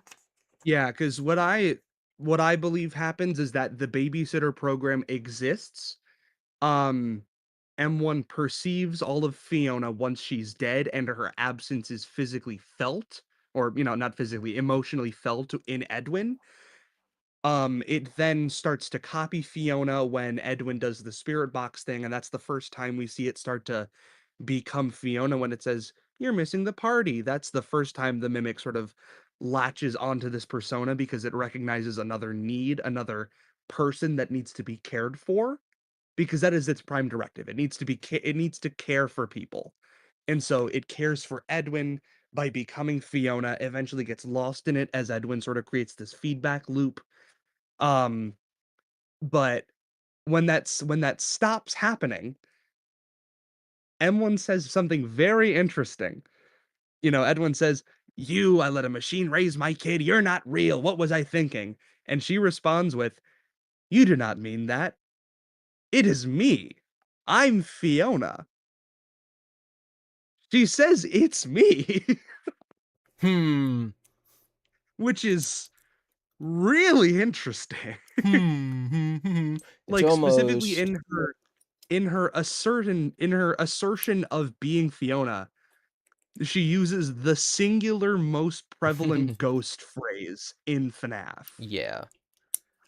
and this annoys everyone, think that Fiona David mimicness is so all over the place in the first era of the story, whether it's the Fredbear plush or it's how Golden Freddy has, such strong powers. I think that connecting Fiona to Golden Freddy with the phrase "it's me" to me is like, okay, Scott is going there. He is gonna say that the plush is the mimic. It's Well, Fiona. I It's mean, David. haven't we had Well, evidence it doesn't of annoy it's me. me being a general ghostism and not specifically Golden Freddy? Not in the games. Yeah. In the I movie, could, Foxy, writes it on the wall, and in the week well, I before, mean, isn't it what Foxy's sign turns into? Yeah. yes, Because Um, but I would say that is ghost apparition in the same way that the poster's changing or Freddy's neck breaking on the one poster is. I can't. Maybe this was your video, Mhm. but it was that "it's me" is just a. It's not like CC being trying to be like, "Hi, Mike, recognize me." It's what the ghosts say to like center themselves yes. in their And I fully identities. agree with that. My Um, It's kind of like "I think, therefore I am." because now we're getting into a lot of the territory that I talk about during Tulpa David. oh gosh. Because I feel like I 100% agree with you on a lot of those things, Gibby. Because that's the entirety of what Tulpa David is Yes. it's like, oh yeah, because there's a mimic inside Golden Freddy because he was inside the crying child. So that's how we get Golden Duo. Yeah, it's like Yeah, it's so funny you manifested. started hating Golden Exactly. Duo, and then I talked you into an alternate version of Golden Duo. Yeah, no, because I've been a Golden Duo hater since the beginning. Because I've always hated the idea of Cassidy being a separate MCI kid, and now I have Cassidy Victim, which is great. And I'm like, Yes. oh, now Golden Single low. But then I was like, wait a minute. If David was in Cassidy Afton's head when he got bitten, then they're both in Golden Yes. Freddy. David And Murray, Cassidy Afton it's Golden Duo, I think is very um compelling.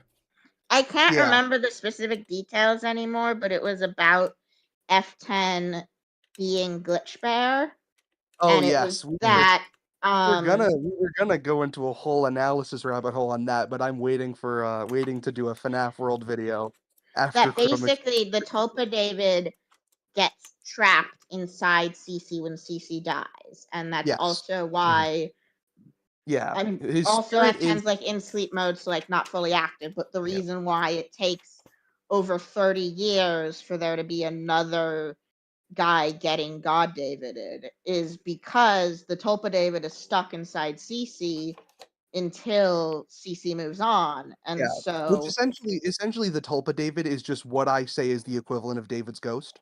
Mhm. It's So just me being It's just me being pedantic. It's me. Yeah. So there's a level of, there's no Gregory because David Murray is stuck in Cassidy Afton until UCN, when Cassidy Afton goes to heaven, which is then why, the Gregory mind Or I control would glitch just trap say isms so. appear. So Yeah, Yeah, so the it's why it Yeah. happens to someone in the the 2020s. line of Mhm. yeah, the timeline timeline, ooh, I hate those. Mm. But like the simple I've simplified it fairly. What happens is David dies. F10 wants a new David. Edwin says, "No, I will not make a new David." He is then convinced to make a new David. That's how you get Pregwin, which um, then David happens. Edwin is like, "Oh, Edwin gives birth to the Tulpa David. Edwin Mhm. gives birth to this fake David that is not actually David."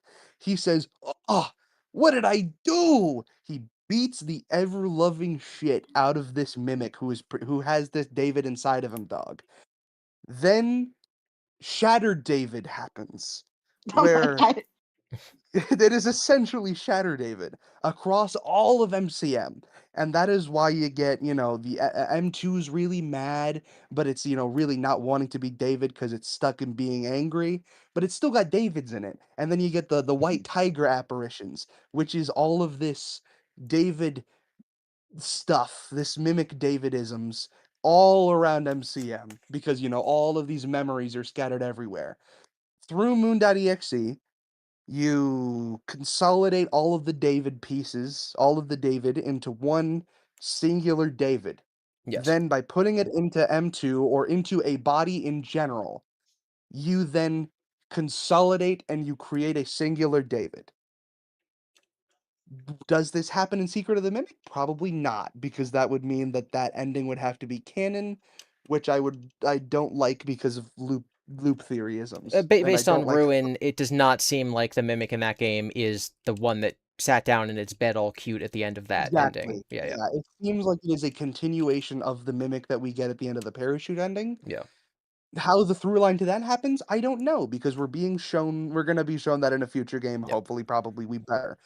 But from there, Afton rocks up, sees this David program, and is like, "Oh, wow, that's so cool. I could use this to be immortal. Perfect victim for this experiment, Sigh. my child." Sigh. I know, I Giant know, I'm sigh. I sorry. mean, my version is slightly So different. I also don't think William was doing anything active. He was like, let's move into the haunted house. Mhm. And then yeah, Fiona was it like, doesn't have to yo, be a active. child.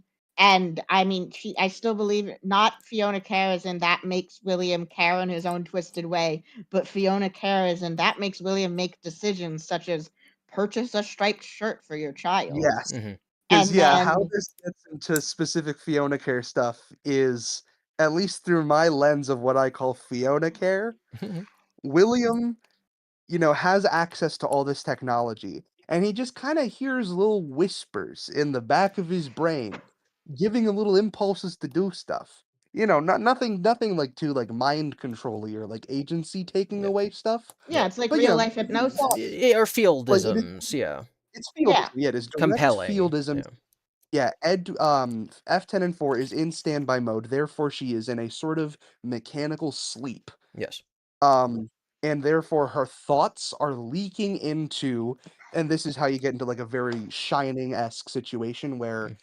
F10 is the Overlook Hotel, William Afton is Jack Torrance.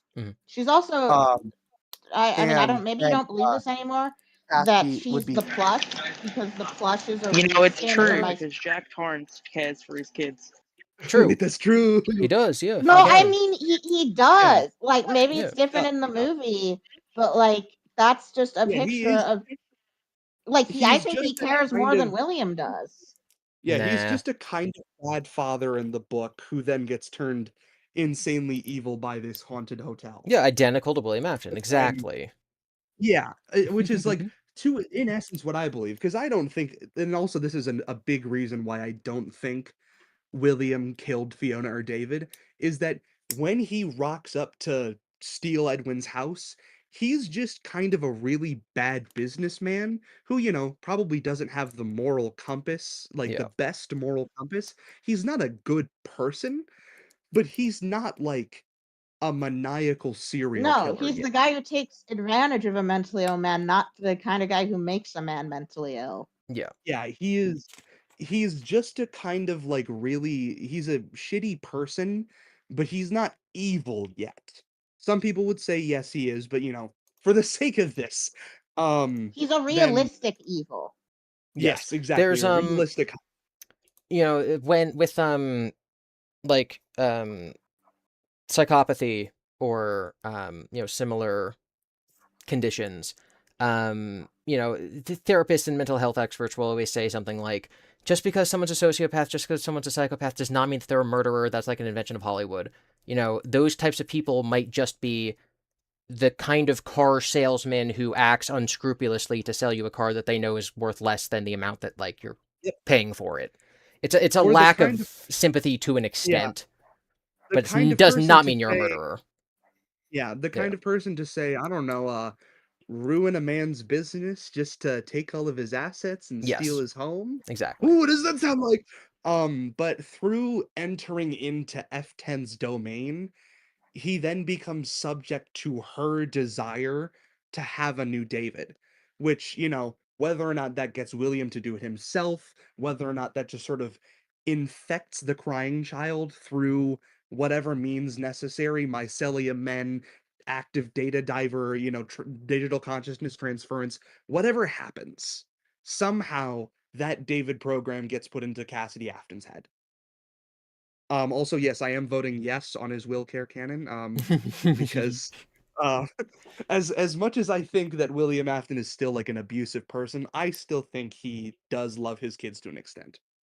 Will Twisted Um, Care, Will whatever, That Will that's Twist, yes, it's Will yes. Twisted Care. It's Will Twisted That Care. that's the joke. Um, It's like whenever someone says they're anti-will care, it's like we're literally just arguing semantics here. It's like you're pro will twisted care, which people will interpret the same yeah, way, et cetera, et cetera. I'm willing to buy into the bit enough to say You know, yes, Will like Twisted Care, Cry- therefore Will Care is completely canon. It's Cryonide's also big why I video that he just put out that's literally like, I'm disagreeing with GiBi about will care. The very last thing he says is like, I believe in some version of will twisted care. I'm like, well there you go. I there you mean, go. I have a Exactly. Like folder I'm on my literally like computer I titled Will I Care, which is just stuff from my philosophy of love class that I'm like, this is things people should read instead of arguing will care. Yeah, and I am putting in I'm editing in a reference to Cryonide's video and yours Mhm. into part 3.1, like in my William Afton section, where I literally talk about him being a narcissist and a psychopath Yeah. in the literary trope sense. Yes. Um, because when he does, through the actually, no, I'm just about to get there in my whole narrative explanation of this.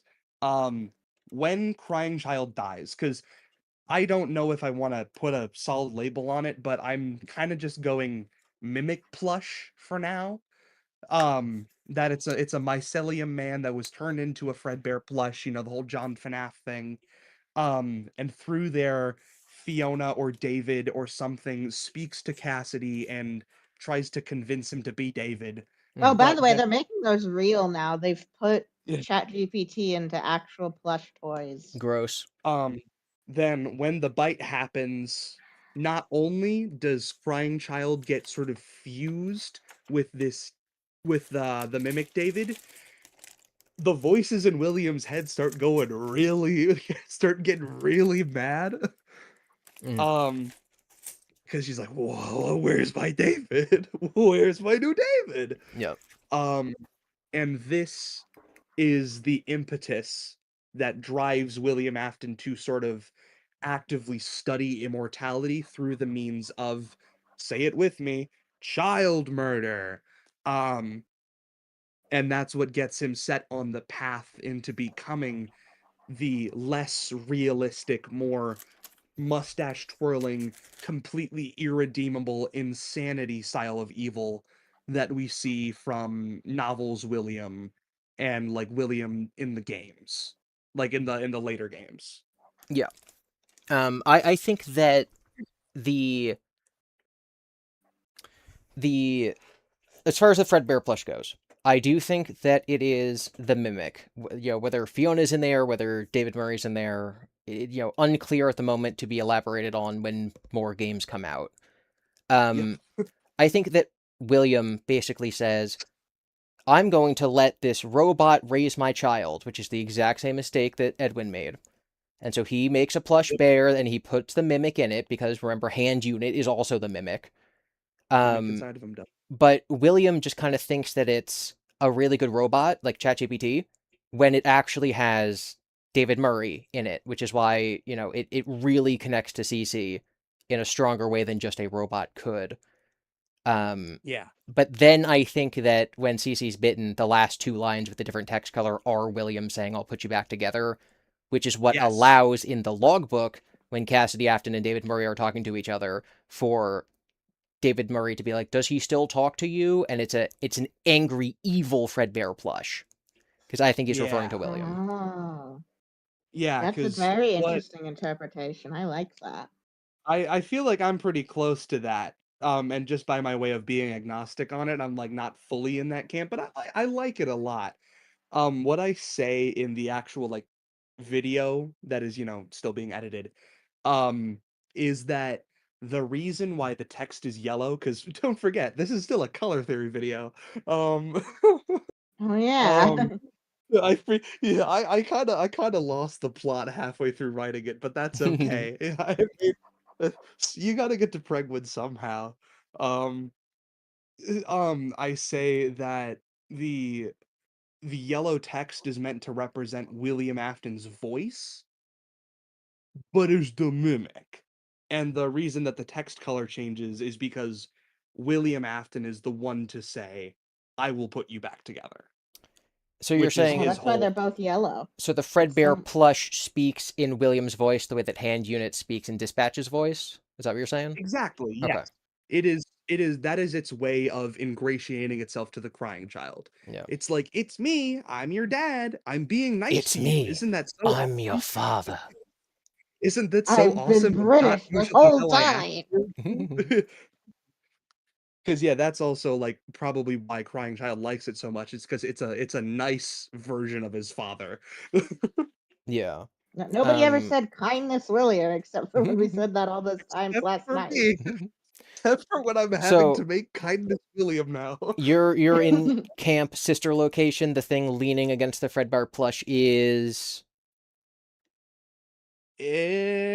It's a Well, no, remote because if it's not access a device of human, some kind. if it's not a human using it as a walkie-talkie, you don't need a exactly. walkie-talkie. It's a camera controller because it looks just like a Yeah, let camera me controller and looks nothing like a walkie-talkie. Yeah, and let like me look it up. It's literally a William, camera controller. my thing is always is William has an alibi, and he can't be Will Plush because he's on screen. Yeah. Yeah, no, to me it does look like a camera controller that has a microphone in it so we can use it as an That's intercom system. the thing that looks like a speaker microphone is a dial. Oh, it's a dial? Yeah, because that's what camera controllers look like. It's a dial and then a button for each camera. None of us have Okay, ever been thought I actual saw the security little, like guards. Sad. I thought I saw little speaker holes in it. Well, so Um, it's not. I don't think security guards would use them. I think like a TV network We like don't know this director would use old it. technology, GiBi. We're not as old as you. Oh my gosh.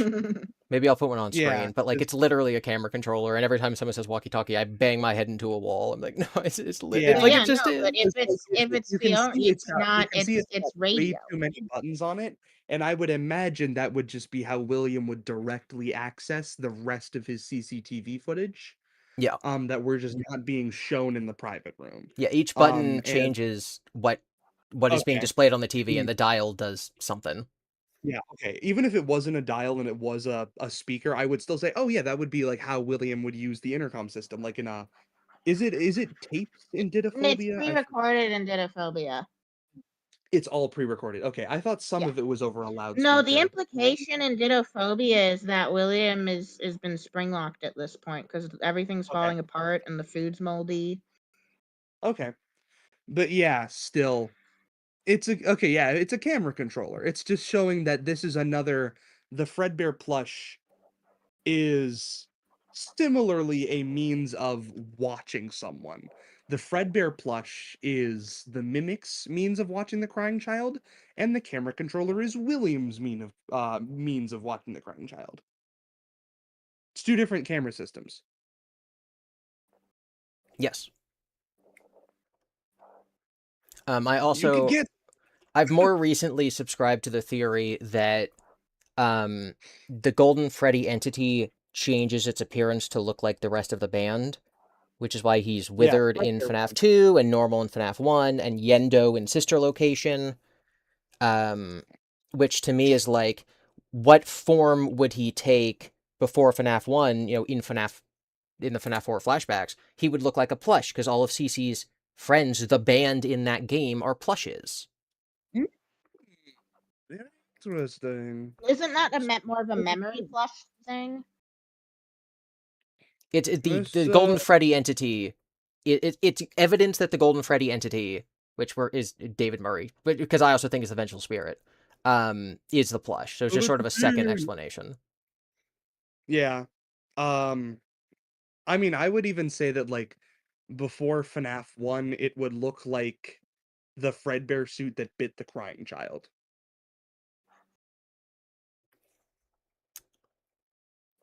Like in FNAF 4 era, the Fredbear animatronic that Yeah. actually bit him. Yes, yeah, the thing that we see in FNAF 4's minigames, whatever the, like, realistic version of that would look like, whether or not that's just, withered Golden Freddy or something like that. Well, yeah, because like if you're not doing memory plushisms, the Golden Freddy spirit does not exist at this point. Yeah, because I would, like, I'm trying to think about, obviously, because I know you're a Midnight Motorist MCI, whatever isms. Which I have now, beyond the shadow of a doubt, proven canon to the point where Unwithered Truth got mad at me because he really likes my explanation, but I've not made it public yet. So spoilers, I'm not going to tell you. Yeah. Oh, I want to be surprised.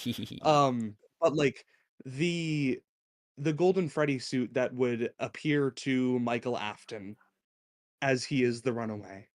And that is what the footprints are. That would be, depending on whether or not it's 83 or 87, obviously, because that does change things. It's the Fredbear suit that bit Crying Child. And that's what he sees standing outside of his window.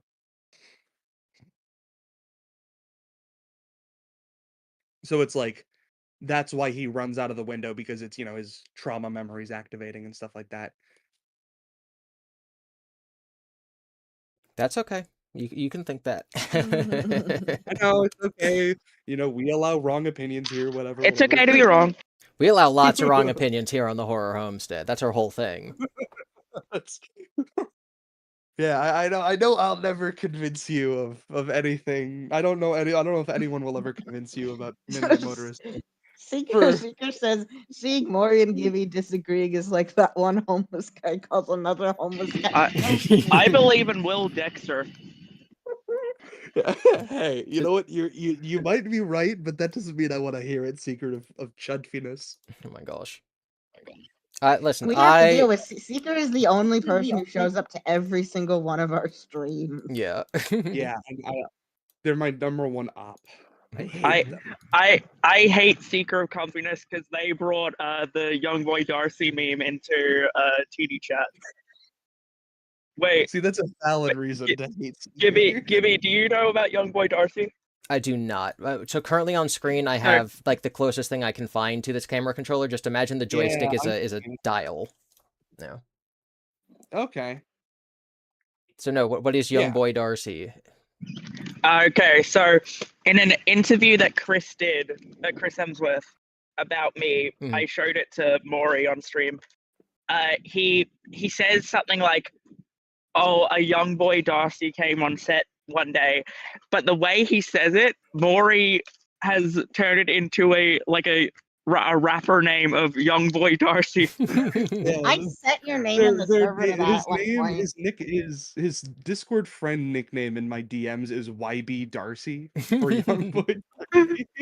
and then Seeker, it was an in-joke in our like private server, and then Seeker just started spamming it in a TD stream, and I'm like, no, no. Yeah, Well, it's, I mean, it was it's an in like, joke in the streams that are attended only by our server and Seeker. and also Yes, but TD didn't know. That was when I was actually starting to talk to TD. Yeah, the only other people who show up are GiBi and Freddy, apparently. But Wait, yeah, I it's think like, it was actually it's like, it wasn't it the Meatloafer stream where we looked at the AI slop? well, no, the first time that I saw Young Boy Darcy, was not on stream. It was a post stream. We were still calling, and you were like, "Hey, I want to see this interview, and why people think I'm dead." And I was like, "Hell yeah!" And you showed that to me, and I was like, "Ha, Young Boy Darcy! It's like NBA Young Boy." Yeah, we had to do so many And I digressions hate on you that all. stream because otherwise we would have been driven insane. So I showed off my Kingdom Hearts like mind map and explained the lore to them.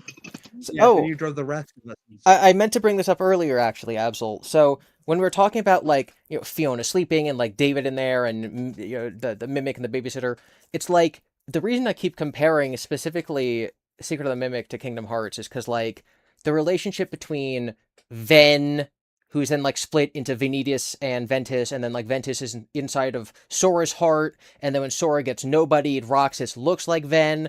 It's like ghosts that are like splitting and combining and joining into each other and sleeping, and like their memories then become a different being. It's like, Roxas is one of the most confusing entities to explain because it already makes no sense. Also, like, did Xehanort find Ventus or create him, or he only created the Venedis half? I just got to the point where I've taken a little break from Kingdom Hearts. I've not done Dream Drop Distance yet, and so I watched a cutscene compilation of Union Cross up to the point where they changed their name from Unchained Key to Union Cross. Cucks, yeah. Ventus is there. What? I thought he was just a guy who was like born like a normal person. There's some implication that Xehanort created Ventus in literally a Palpatine Anakin situation. But Xehanort's not been born yet, right? Oh, I don't know. I've not looked too far into the Cucks lore. Because like Stop saying Cucks. Like that's what the game's called. Talks about growing up in the like shadow of the Keyblade War, and Cucks takes place in like some sort of like time loop to prevent the Keyblade War, and then like all the top players are all the dead people in the Keyblade graveyard, and like Xehanort's in his report is like, so I went to the Keyblade graveyard and thought about stuff. So I don't think Xehanort's even born yet. You know how you know how earlier you guys were talking about like even just a child interacting with Freddy could like create like attachments. I think we all need to consider that the most magical moment that a child can have with an animatronic bear is it mishearing its name. Oh, yes. If you perceive the bear as an entity and give it, a godlike worship, and then the bear itself looks at you and perceives you differently, it could therefore change you and like make you change your name. No. This is not a reference to anything at all that you need to know. I'm just saying, like, if you give godlike reverence to something like an animatronic bear, does it therefore have godlike powers over you? What are they gonna do to Winnie the Pooh in Dream Drop Distance? Nothing. No, but that's a good point. So if a child believes that like a mole Santa is Santa, is it a possibility for that mole Santa to like become Santa if that attachment is that strong? I think it would be like the number of that is actually a question. Does that work on people? I guess maybe they cycle out the mole Santas fast enough. Okay, so what if instead of a mole Santa, it's a mole Santa bear animatronic? Yes. No, but like the child does not perceive the mole Santa once it's out of the Santa attire. So for all the child knows, it's really Santa. It's the Santa Claus. You have to kill No, that's Santa to replace the new Santa. that's not how that works. Yes, no, that is the only way that it So happens. You have to Heart says, so kill FNAF is really all about manifesting terrible universe to live in if you have OCD. There is a chapter in, so I wrote up like note summaries of Lynn McTaggart's books and also like collected links debunking the like only various person things who she have ever talks done that. about. And in one of the chapters, I literally put, do not read this chapter if you have moral OCD. Or like OCD about your thoughts affecting things, Yeah. and in like everything being connected. Like I cognito read, hazards or whatever. yeah, I read Der Sandman, because because that's where Coppelia's name comes. Well, Coppelia's name comes from a play based on the short story, and then I read Freud's essay on the uncanny, where he basically invents the uncanny valley, and I kind of but he talks about, obviously they didn't call it OCD back then, but he specifically connects the concept of the uncanny valley to like people with neuroses about their thoughts affecting the world. I'm like, wow, everything's connected when you're insane about FNAF. Also, Theffy, I thought you said like mole Santa, not like mall Santa. I thought you meant that just like regular moles were becoming Santa Claus. No. If you believe that the Holy Trinity is God, Jesus, and the bear, and then you speak to the bear, and And the bear mishears your name. and the bear and you gives think- you, and the bear tells you something about yourself.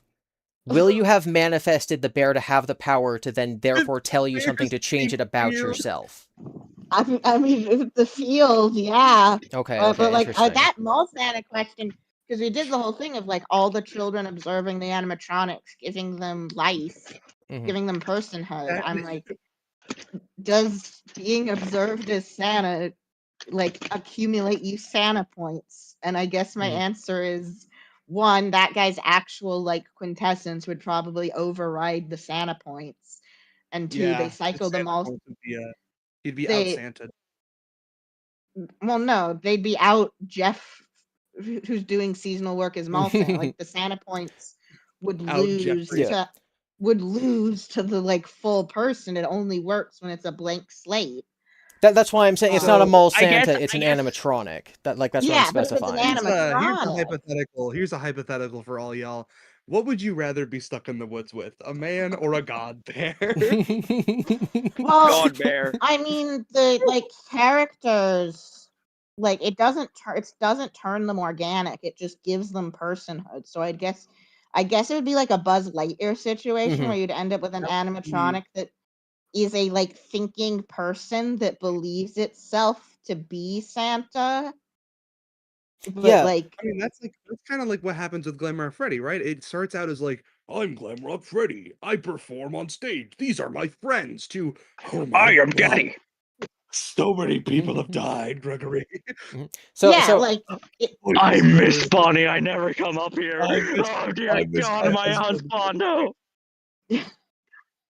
I was gonna say that the Toy Story comparison is phenomenal. Because I know a lot of like, Pixar fan theory stuff, the way that people assume that the toys work in Toy Story maps really well to animatronic stuff in FNAF. The reason I've never used it as an example, because it's like, okay, so here's a fan theory about Toy Story, now let's apply it to FNAF. Whereas you can just say, here's a fan theory about FNAF. But it's like the idea that the toys are brought to life by the love of the child playing with them. So if a child were to stop playing with the toy, it wouldn't die, it would just sort of slip into unconsciousness until it is then played with again at some point in the future. Yeah, so Maury and I were actually speaking about this. I know you don't know Toby Fox's work, but like exactly, Lucky Six. There are characters who are like objects come to life, but we've been specifically told that they have been played with as if they were like action figures when they're actually like the public library's laptop and a power strip and a deck of cards. And I was talking with Maury and Max, and I was like, I think it's kind of a Toy Story thing where the toys that come alive are the ones that are used as like actors in the play. Yeah, Mhm. And because like that's that's how what we like Forky happens. Exactly. yeah. Whereas like Is other like toys under- that aren't used as people remain objects, like Andy's hat. Andy's hat doesn't come alive, But a even piggy though bank he plays with does. that hat all the time, Yeah. because he's not thinking of it as a character. It is a prop he uses. Yeah, like a piggy bank comes to fun life. I think Bo Peep is part of a lamp. Like things that Yeah. aren't Yeah, and that literally happens toys. Yeah. because that's how Andy uses them. Exactly. And funnily I enough, think this is I not think actually funnily enough, this is not actually related to the Deltarune theory called Woody theory. yeah, Oh my. that's There is something. yeah, there was because we can tell that this is probably what Toby Fox was thinking about, because he made this one shit post in 2019 where he took "You've Got a Friend in Me" and he recut it so that it was just "friend inside me." And it inside me. Mhm. Friend inside So me, and then yes, from there people were like, oh, there's gonna be an actual like in-universe Toy Story reference in Deltarune, like where there's gonna be this like old like cowboy show, and one of the characters from that is gonna come to life in one of these dark worlds, and we are like, no, that's just like the entirety of Deltarune already. Everything is Woody. yeah, so Scarlet Heart, yes, that's how the Sporky character comes to life in Toy Story 4. It's that Bonnie plays Yeah. with it as a toy, and thus it is now alive. Yeah, whereas like the Barbie clothes aren't alive because when the kids play with them, they're not treating them as alive. That would be a horrible implication if, like, eventually one of the kids started playing with, like, a specific pair of pants that Ken wore, and then, like, when they left the pants and came to life, and Ken was like, "Oh god, I'm wearing alive pants now." Um, isn't the I mean, I guess Andy could just be a weird kid. He is playing with like part of a lamp and a piggy bank. I remember there being like a speak and spell in the first movie There's that an like Etch-a-Sketch, comes definitely. at yeah, like that's alive. Mhm. Yeah, because And it's sort then of just like the idea of, these objects that kids pour their love into. yeah, oh, and Like, then someone said even though Buzz is alive without being played with, that actually the idea of creators being able to put love in like characterization. This was just a theory I had about Toy Story itself, which is that whether or not a promotional show becomes the story a toy believes about itself.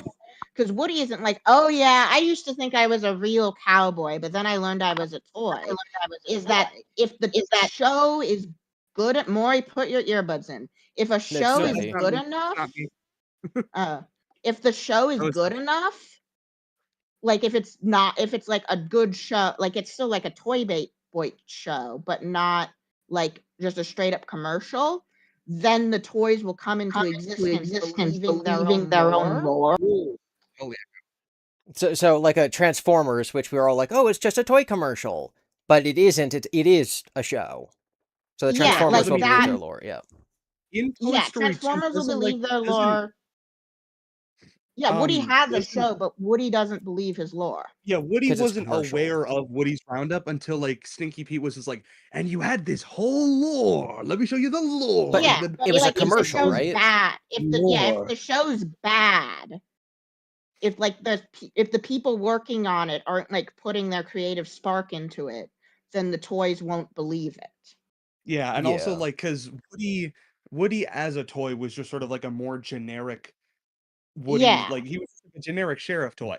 Buzz Lightyear comes pre-packaged with an entire with lore when the kid buys him, where, like, when a kid buys a Buzz Lightyear toy from the store, they're like, "Oh my god, and this is, like, the Buzz Lightyear, and he's gonna fight Emperor Zurg, and he's, gotta report to Star Command and everything." Like, the yeah, kid buys Buzz Lightyear with preconceived knowledge, or preconceived notions about who the character Buzz Lightyear is. yeah. Meanwhile, like, I could grab, like, one of my stuffed animals that I had as a kid, and, like, it's just a polar bear. Yeah. And if it were to, come to life Toy Story style, it would just be like, Although yeah, the money's again, I've only been the getting part of it. Transformers pilled. The Transformers, not all the Transformers toys have appeared in the show, so it would mean that the ones that haven't, like, their only like lore is like the back of the box, which isn't enough. Yeah. So they wouldn't And believe. if the kid even reads the back of the box. Yeah, so I like know the I would be the Tri-Rex, kind of kid to read the the back of the box, but Tri-Rex, who is a Animorphs crossover Transformer that is not compatible with the lore of Animorphs, Oh would my. not believe itself to be the Animorphs. yeah. Because it can't exist in either Transformers or Animorphs lore. It's literally just like a made up Yeah, it's nothing. Yeah. that's Yeah. 3 of them fusing into a T-Rex, which is not, that doesn't happen in Animorphs. Yeah. Because like we can assume that the primary um giver of personality to these toys is It's the the spark of kid who plays with. creation from humans. Yes, it Yeah. is. Yeah, and that both comes from creator, depending on how concentrated you are on that, but also, in the case of toys, the kid playing with them. Yeah, so Um, like I played with Chima a lot, but I didn't watch the Chima show, and I like made up my. I just like, sometimes they like come with little lore loaded booklets. I Shima reference? Oh my god. Is I that so a like they Lego would come. thing? Yeah, it Yes, I've was in heard the it Lego before. movie, Yeah, Shima. the yeah. show. That Um, was how I was introduced to the concept of chi. Yes. Oh. So I didn't watch the show, but I got like a little lore booklet with like the first set I got. And then I just came up with my own lore based on that. Mhm. And so I guess they would come into being seeing themselves as Chima, and then they'd realize their toys that I'm completely changing their lore on. You know Yeah. what this makes me think that all of the like Lego Batman stuff I had as a kid Mhm. would just specifically come to life as the versions of themselves from Lego Batman 1, which so none of them would be able to speak, but they would all have just this internal logic amongst them of the Lego Batman games. Oh, that would be crazy. Yeah, it's They all come to life and they just start Lego grumbling at each Mhm. other. Similar with Cars, like when Pixar's making a movie, they're thinking about like, the emotionality they can get across. It's all a metaphor for, growing up in parenthood and etc. And it's Oh it's yeah. then up to, the fans to like, oh, well, how's it work? How's it work? How's it work? Whereas with, FNAF, it's Scott is creating his own lore. We just don't have a full picture of it. That does not mean that his lore can't be inspired by his understanding of Toy Story and Frankenstein and the Zero Point Field and Star Wars. Like, that's why knowing those things is so important. Oh yeah, this is a FNAF stream. That's the thing. That Right, I haven't even talked that's about my we secret, haven't Absol. Every FNAF is everything. So we are true. FNAF. I So haven't even true. mentioned Frankenstein and stuff yet. Oh boy, oh boy. Well, it's because we don't have Autumn Shay in the corner. Oh, that's true. Well, I am the honorary Atunche. When he's not here, I become him. Ah. Yeah. Um, but I mean, even then, like the Frankenstein stuff has just sort of become like there's a lot more than just what Atunche said. Atunche is how we get to Pregwin. Um, Yes. Frankenstein as a book has so much more of an impact on FNAF than even what I go into. Um, or what I'm going to go into when the So, freaking video releases. Pregwin, because, Frankenstein, a lot of it, there is male, I would say pregnancy, but like just because that's different, that is what it is. It's just that term has such a different connotation nowadays. Like that is sort Yeah, of it what is not. It Frankenstein is is not. talking about. Yeah, Yeah. and like Pregwin is just an Mpreg joke. Yes. But you're actually talking Um, about actual stuff from Frankenstein the book, right? Yeah, yeah, and the alchemy. reason why I'm even able to make the Pregwin joke is because Victor Frankenstein goes through a sense of perverted labor in creating his monster. Mhm. It is making a living being without the use of a woman's womb. And I mean, don't I'm the I mean, it all started more from the alchemy of that. The creation of the Philosopher's Stone is the alchemical marriage between the sun and the moon. Mhm. But the moon is a The feminine what? figure, and the sun is the masculine figure. Yes. And in my video, I talk about how the traits associated with the alchemical masculine of like order, as opposed to the alchemical feminine of like inspiration and invention, are traits that align with Fiona and Edwin respectively. And so that's why they're the sun and the moon. And then that kind of comes over to, okay, so the mother of the mimic is Edwin. The moon, yeah. Yep.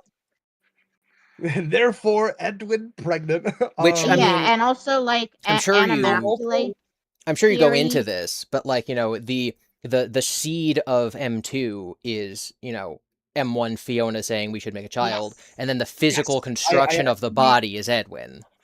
Yes. I quite Yeah. literally say exactly that. Like, Yeah, and it's like, legitimately, the reason why I'm like, and this is why it makes sense as a gender metaphor, is because Edwin builds the breath. Reference. Ooh. He provides the passive element or the womb in building the body, and M1 provides the personality or the active element or the cum, the semen. yeah, Um, and so the it like works on both like the medieval conception of how pregnancy works and like the very like symbolic stuff, but I think also on the literal, which is that that Edwin's doing the labor. He's not actually passive. He's like building the physical thing. It works on yeah. both levels, but it's also on like animaculate theory, which was that sperm was just a little guy, and that He's there just a little was no guy. just a He's a little little guy. guy. Yes. I mean, that's Oh why we my call god. it. That's why Harrison we call it. James That's why we call used it seed. Mhm. It's like Yeah, planting a Harrison seed in James has earth. said the thing. My name is Edwin. I birthed the mimic. I made the little guy.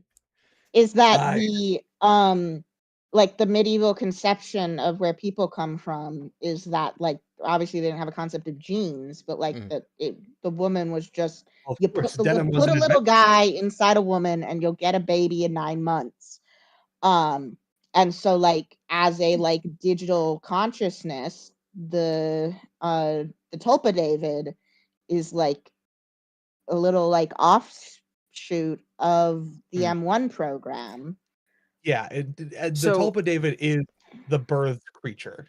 So wait, going back to the medieval thing, would the idea be that the womb is more like an incubator, like the Yes. sperm has all of the data for the human, and the womb is an incubator, as Yes. opposed to what we know Yeah, it's now, which called is the that it's animaculate theory. Yeah. okay. That makes Yeah. sense. Interesting. Yeah, because also Pregwin has a mirror of itself with William Afton in F10, where and this is where I will be using the clip from Jurassic Park where Jeff Goldblum talks about the I can't say that word on stream. You said The a pretty assault. bad word a few minutes ago. Oh. What? Oh, come. Yeah. Ah. I don't know No, what no, you're. this is the fact that there's a content warning inside Pregwin. Yeah, it's like it Okay. is the It's assault of the natural world is what Jeff Goldblum says. Okay. And Okay. that is essentially what William does in replicating, because that is his version of Henry making the Charlie bots in the games, is Yeah. Edwin making the mimic. Well, And that William is makes a baby. I'm just saying. well, he does, and he also assaults someone to do it. William makes 3 of those. Well, yeah, and well, I guess But it's not William in making in the flesh. in making Glitch Trap, William does the same thing that Edwin does, but he essentially just like takes the mimic and forces it into a shape that resembles himself. I see. So it is a much more and very Vile fitting for William action. Afton, Yeah. a much more violent action and a much more self-aggrandizing action. And I mean, you said the word ejaculation already, Absol. Hey, that's a It scientific is term. That's fine. yes, it is a very stealth-pleasing action, if that is if that makes sense. And so him making Glitch Trap is less similar to making something like the Philosopher's Stone, and more similar to making something like a homunculus, Mhm. which is The just, homunculus you was know, used as a symbol of the Philosopher's Stone. Hmm. yeah, but it is in essence of making it, it is taking your own particulate, if you will, Yeah, and putting it into in a non-living womb, and Yes. then creating life from there. And that is what essentially William making Glitch Trap is like. So, absolutely, And in you. that, Sorry, I know that you Yeah, actually read Frankenstein, yeah, right? Okay, yeah, so yeah. in the I read, Bride of Frankenstein movie, there's the evil doctor who has the homunculi. Is that also in the Yes. yes, books? No, no, Okay. but so Frankenstein is the Victor's only evil doctor in yeah, the there's book. only Victor in Mm. that, and but Victor's like inspiration is alchemy, and then Yes. when he gets told that's fake, you're reading books that are 600 years old, he gets all sad, and his like he's basically bringing an alchemist's mindset to the natural philosophy. Some could say a an alchemist's fantasy. Yes, of the 18th century. Hmm. And then, but you can also at the same time, it's the alchemists were very much like, we're living, you got to be in harmony with the natural order. The process of making the Philosopher's Stone was also a process of like enlightenment of the soul and coming closer to God. And so like you can only do alchemy stuff if you're a good person. Mhm. Um, and Victor is like perverting that and doing alchemy stuff even though he's a bad person, and that's kind of like the context in which Mary Shelley was writing when like people were starting to see like the effects humanity could have on the natural order, and that like you could win against nature and hurt it, as Mhm. opposed to more in like the past where like you were afraid of nature all the time. Yeah, you explained this to me at the time a little bit, but like galvanism is both like a weird pseudoscience alchemy type thing, but because it's electricity, it was only possible No, after that point. so Also, galvanism is what they Galvanism call isn't involved in the book at all. Yeah, But it's no. a So We don't. mm, galvanism is what they That's a called movie. electricity at the time, yeah. and they'd use it. It was kind like in the movie did not get the electricity thing out of nowhere. It was basically like the most common headcanon of readers of the book Frankenstein since it came out, and Mm, like experiments right before Mary Shelley wrote that and right after, of like putting electricity, because galvanism is just electricity, it's the same, just the word for it at the time, and you'd like see like bodies twitch, and like mhm, people were like, whoa, is this like the stuff souls are made out of? um and the alchemy connections are like what's actually in text, and tying into Autumn Shay's Frankenstein video, Yeah, Esoterica did a video exploring like both galvanism and like alchemical ways of like creating life, and talking about how the text, like the actual like diction like used to describe it in the book, lends more naturally actually to a reading of a much more like organic process. Um, and so it's like both. And so my argument is that FNAF is combining all those things and then also adding in newer discoveries about electricity with the ooh, field. And then also, like, alchemy would go on to inspire Carl Jung, and a lot of the New Age movement is also inspired by Carl Jung. Like, all these people are influencing each other. So it's like yeah. which is how you get Scott, to the The collective yeah, bees. subconscious or whatever. yeah, Scott Yeah. is doing a unique synthesis Yeah. of bringing these like concepts that have like shared origins. He's Yeah. bringing them back And also together. Which centuries of history. which Yeah, again, it's the same ingredients as the Force and Star Wars. Like Yes, yeah, it's the same exactly. It is the same ingredients, but ingredient. in a unique combination. Because Yeah, and like Darth Vader is also also, literally Frankenstein. Like, Yeah, absolutely, yeah, absolutely. another I have to thing that was absolutely, I have happening to around that time was mesmerism, which is like where we eventually get hypnosis, and that was mm, also like I pointed him out because he's all about soul magnets, and magnets are yeah. also electricity-ish. Uh, I have to correct you, Absol, on one thing. Galvanism isn't just electricity as a whole. Luigi Galvani was the guy who did the whole I put electricity in a frog and it like a dead frog and it started moving its legs. Like galvanism was specifically the whole animal electricity thing, Uh, and mhm. that's why it's always brought up as the sort of bringing The bringing the dead back to life pseudoscience. through electricity. Yeah, it's Yeah, like it was well, no, it electricity. was so pseudoscience specifically refers to Mm, scientific ideas that are known to be false at the time people are spreading yeah. them. okay, okay. But Stuff that was literary galvanism as a trope started from that experiment. Like that it yeah, isn't just electricity as an abstract concept. It is specifically I put electricity into dead thing, it become a live thing if I shock it hard enough. yeah, and Yes. Let's see, but it's galvanism still a was controlled show. science at the time. People Okay. like looked at that, and even like Ben Franklin was like, I don't know if he was there. He was probably there at one of them. He's everywhere. Of like, and that's where he gets his like the people doing galvanism is how we get like the electric world we live in now. Yeah, it was Yeah. around the same time as Ben Franklin. It was like mid 18th century stuff. Yeah, Yes. But yeah, it was one of the things that eventually led to our modern concept of electricity. yeah. So it's not pseudoscience. It's like historical science. Okay, Yeah, okay. but That like makes the sense. whole it can bring people to life thing is pure fiction. It's like Yes. science fiction. Like people They were like, maybe we can do this, yes, like and it might be possible one day. Like kind of with yeah. cloning, right? Like cloning was based in Well, we can science. clone people now. No, we we cloned Dolly the sheep in the 90s, but like, the concept of cloning existed before Yeah, we actually did it. So yeah, it was science fiction up until we did it. yeah, Yeah, yeah, yeah. Yeah.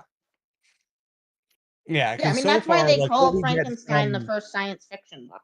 Yes. yeah, what we get from like galvanism in animals is just, oh, it make your muscles move. And then Mhm. eventually that led us to like realizing, Well, oh, also the like our entire galvanism body demonstrate our the entire body has an electric current to it, which is why, your body is very good at conducting electricity because your body is, you know, a set of circuits, yeah, and essentially. like the galvanism demonstrations led to people, needing to know how to generate electricity reliably and also how to not kill themselves with it.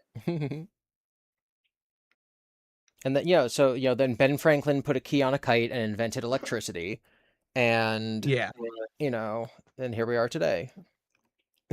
Yeah, which is also not to be confused with galvanization, which is what you do to steel to make it less corrosive. It was just also developed by Luigi Galvani because he was also a chemist. Oh, interesting. Science Luigi. Science Luigi, yeah. So Luigi Galvani was just like a really prolific guy, and he not only was playing around with electricity, but he also just like um I'm looking at the Wikipedia page for galvanization. Um Well, yeah. the sciences weren't really like divided at that Hmm. point, and like they Yeah. were He was just making like, like I'm doing science stuff. yeah, they're like I'm doing science stuff, and they were making like you did chemistry to be able to generate electricity in batteries. Yeah. So like with this topic, like I'm I miss 100% Fred. convinced that Scott had no idea that Golden Freddy's voice backwards was a line from Autobiography of a Yogi about living metal. But like, Really? it was a stock asset sound from the library he used for the rest of FNAF sounds. Oh, like the backwards sound? Yes, it's Yeah. called Alien Noise, and Oh, interesting. in the stock library. It Isn't comes from that. Total isn't the jump scare coincidence. scream also called like Alien Birth or something like that?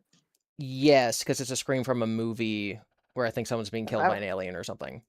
well, no, I think Yes, they're it giving is. birth to an alien in that Or that. movie. Well, yeah. That's why it's called Birth Alien. Um, But like, I think it's a coincidence. But then when the community discovered it and said, "Oh, it's from Autobiography of a Yogi. It's a chapter about metal being alive." Do you think The Scott joy of then went, creation. "Oh, let me read that," and then he went, "Oh, Remnant"?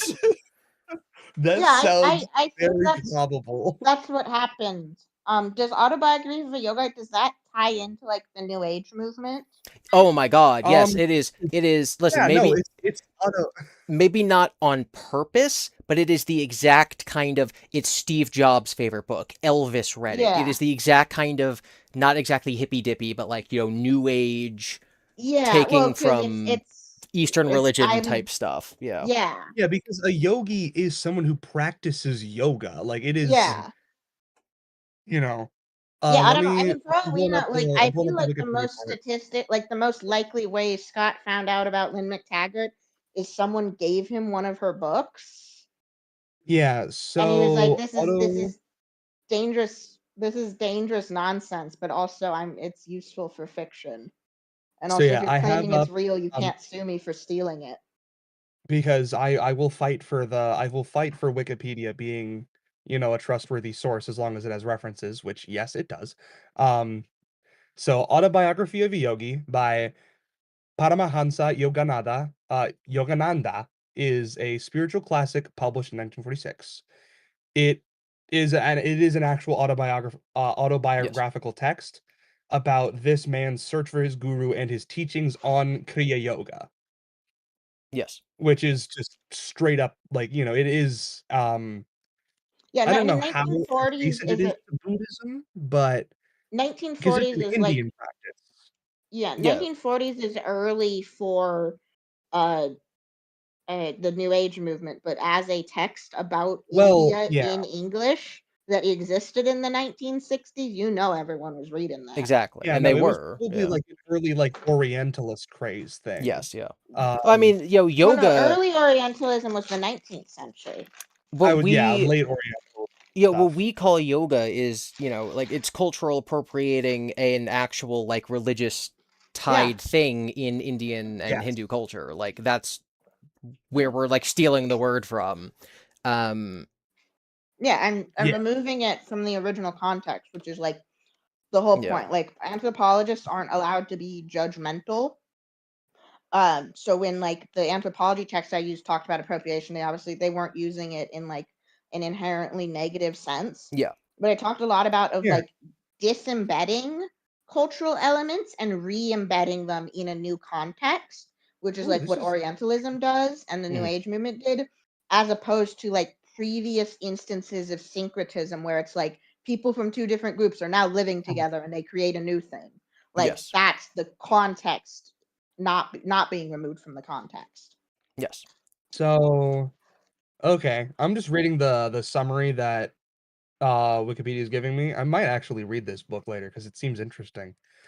Um, it talks about how Yogananda, the actual yogi in question, like he went to religious conferences and did a tour around the US talking about his spiritual practice. Oh yeah, Um, one of the Yeah. like really big people, which is the like covered in transcendental the book, medica- the which is transcendental meditation guy, like that was started by an actual Indian person, but he like spread his religion to the United States. Yeah. And yeah. Because And then yeah, Uganda, he like he spoke lectured. really, really good English. Like that was why he was able to write the book in English, not just a translation. Yeah. He returned to India. When he returned to the USA, he continued to establish his teachings, including writing Autobiography of a Yogi. Okay. And then yeah, that's pretty cool. Interesting. I read the first 10 chapters of that book to get to the part that's quoted in FNAF because like I wanted the full context of the quotes. I read the whole book up to that point. It's a really, really interesting read, the same way that like the field and the intention experiment is an interesting read as long as you don't believe it. Whereas because this is this is probably 75% just actually autobiographical, it makes it a significantly more interesting read than just like a text about Hindu beliefs. So I do actually think it's a really, really good book, even if I don't believe that metal is alive. What? Oh, I can't believe you'd read a book and not immediately uncritically accept everything inside that book. No, don't you Crazy. know? Unlike the internet, books are always accurate. That's true. Yeah. It's not like a lot of books nowadays are taken by copy and pasting stuff from the internet. Oh, I was just making a joke about books being inaccurate. Okay. And soon it'll be AI writing books based on things from the internet, based on AI, based on... What do you mean soon? It's already happening. That is true. Yeah. Uh, But like the idea of it's that really coming from Autobiography of Yogi, like the living metal is like Jeffrey the thing that Lynn McTaggart did not come up with. hmm Jeffrey Bezos. Like, Oh, as far as like a concept important to FNAF that's not from the field or the intention experiment is living metal, which is all in Autobiography of a Yogi, which FNAF 1 accidentally references. I think Scott definitely read that book. which have y'all both read The Field and the Intention Yes. Experiment, like Yeah. all the way through kind of Cover to stuff? cover, yeah, Yes. Cool, because I haven't. yeah. Because I decided I was going to do it for like Tulpa David and stuff, and then I realized I had Pregwin and that was way better. Um so Well, I I mean, didn't that's end why up I reading made The that Field. I notes I document just so ended no up one else. reading Frankenstein Yeah. twice. That's why I made the notes document so no one else has to suffer the way we've suffered. Yeah, Exactly. when I talked about But the books in my Frights video, I only talked about the parts that were important to the specific point I was making in Frights. And Absol, like me and you were texting for a while. It's like there's so many other things in that text that wasn't relevant to FNAF overtly, and so I just didn't cover it. And I was like, me and you got to make like an absurd episode about Lynn because there's so much more stuff in here. Also, she wrote a she wrote a biography of not the Star Wars Kathleen Kennedy, but from the Kennedys of the JFK. She was like a, and she also of the JFK variety. Of yeah, the and she Kennedy. also Yeah. wrote Of like the political persuasion. of an expose about like international adoption. But like I have no idea how accurate it is. I don't trust her about anything. No. Like my level of trust in her is if she said the sky was blue, I'd be like one moment and then I'd walk outside and check. Let me. I'm gonna need a. Can you set your source on that? The problem is she does Watch. cite sources. It's just all Oh, bunk nonsense. yeah. So because the biggest thing that I would have needed to get from The Field is just how exactly close to Buddhism it got, and if It it dealt with tulpas. it doesn't. It's very scientism. So Yeah. like it does not appeal to ancient wisdom. You can really only get to tulpas by situating it within the context of the New Age. Which is what I did. That Mhm. is Yeah. exactly what I did, where And I that's went, not "Oh, something Lynn The Field McTaggart is, like, very says. similar to, like, She doesn't. Theosophy and a bunch of other New Age, Eastern appropriation bullshit, which is how it's adjacent to tulpas." Yeah, she does not. She obviously does not wear that part of her inspirations on her sleeve, because within, she does talk about Shigun a lot, but like that's in a kind of weird situation where it's like there has been like empirical evidence of them being able to do stuff. Like more research is needed. Mhm. Yeah, Um, stuff about like I'm just gonna say monk. Like they can like hold their breath for a really long time, and they can like cool down their body or something. Like yeah. that's what Well, she's talking Qigong is about. like traditional. She's always talking about Qi, and like Qigong is traditional Chinese medicine. Mhm. And there's just not been much scientific research into it because there's not like this is a case of like a lot of medical research. There's not um there's no reason for someone to fund a study to prove it the way like Mm. you need efficacy studies to get FDA approval, because the people who already believe it are already going to believe in it. And like they don't want to like be over hasty, especially like since this is like a cultural thing. And then obviously like due to historical political reasons, like the ability of someone to be like, I'm going to critically study traditional Chinese medicine is like not, only been a thing in like last few decades. So there are Yeah. like they've not done like the kind of deep dive that would really like eliminate. And also like with a lot of stuff, it's hard because like how are you going to give someone like fake acupuncture? Like you can't. Yeah. It's hard to do double-blind placebo acupuncture. We're gonna Here, put you I'm in the just So FNAF AR you- booth just so you think that you're I'm- undergoing acupuncture. I'm gonna yeah. catch you in completely random places, and I you mean will know that is not, what they did to me when I had like an electrical conductivity study done, and and then you they will turned me be into a none the circuit. It hurt. wiser. So like a lot of like legitimately unsolved stuff is the fact that there are people who report like positive results with acupuncture. Like it obviously like we're 100% sure chi isn't real, but like is it accidentally Are we? tapping in? Yeah, we would have found it. Okay. We is in the scientific community, and we're like, but Okay, I was like, whoa. we can't say like this isn't tapping into a like mechanism we don't yet understand by happenstance. So there's a lot. If you like were to like look up like weird things science can't explain, and as science actually couldn't, like a lot of the examples would be like they've done some studies that like aren't the most rigorous studies ever that are like, seems like this does actually help.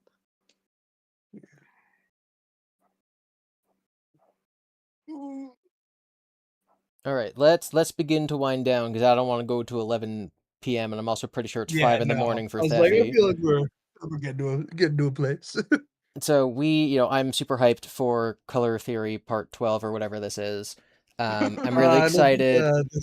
really Video. really excited for you guys to see my version of this because again we're all in agreement about like the term quintessence, even if we're not like applying it correctly. We're all just like, this thing exists because Scott's using the field and Scott's using this and that, and it's so annoying to convince people who like haven't read Fetch and haven't looked into all this stuff that this stuff is like intentional. It would be like if Frankenstein was an incredibly obscure novel from the 1800s as opposed to one of the most famous pieces of literature of all time, Yeah. trying to convince people that FNAF is based on Frankenstein, and they're like, no, I don't, that's not right. I don't think that blah, blah, blah. Well, even like it's the movie. It's the Yeah. movie is the most popular thing. The book isn't even as popular as the movie at this point. But like if that didn't exist, then it would be really hard to convince people of things. So like it's really hard to convince people of the field stuff.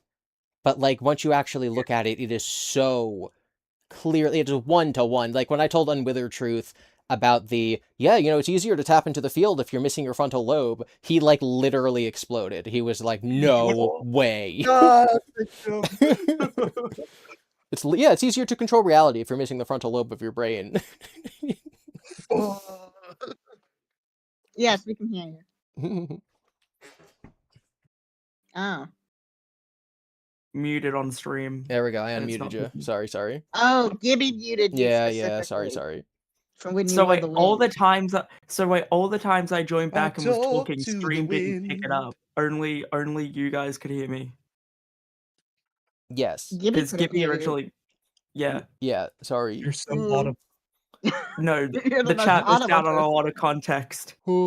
Oh my god, yeah, did chat not get the Young Boy Darcy lore? No. They got all No. that. They got all that. They got all that, but they didn't hear it from me. They just heard GiBi go, No. They heard it from No, you because no, I no, could no. hear you. No, If- because I can hear it. GiBi We is don't- yeah. If I can hear you, you're on stream.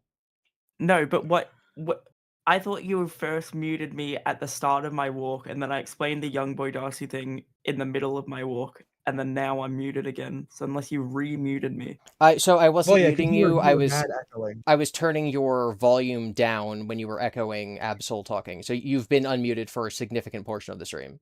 Like all of your stuff was on the stream. Yippee! Yay. The unmuted truth. The unmuted truth. All right. What's this stream about? Are the ghosts in FNAF Magic? actually whatever? Yeah. Yeah, We're all pointing at magic. Yeah. Magic. Magic.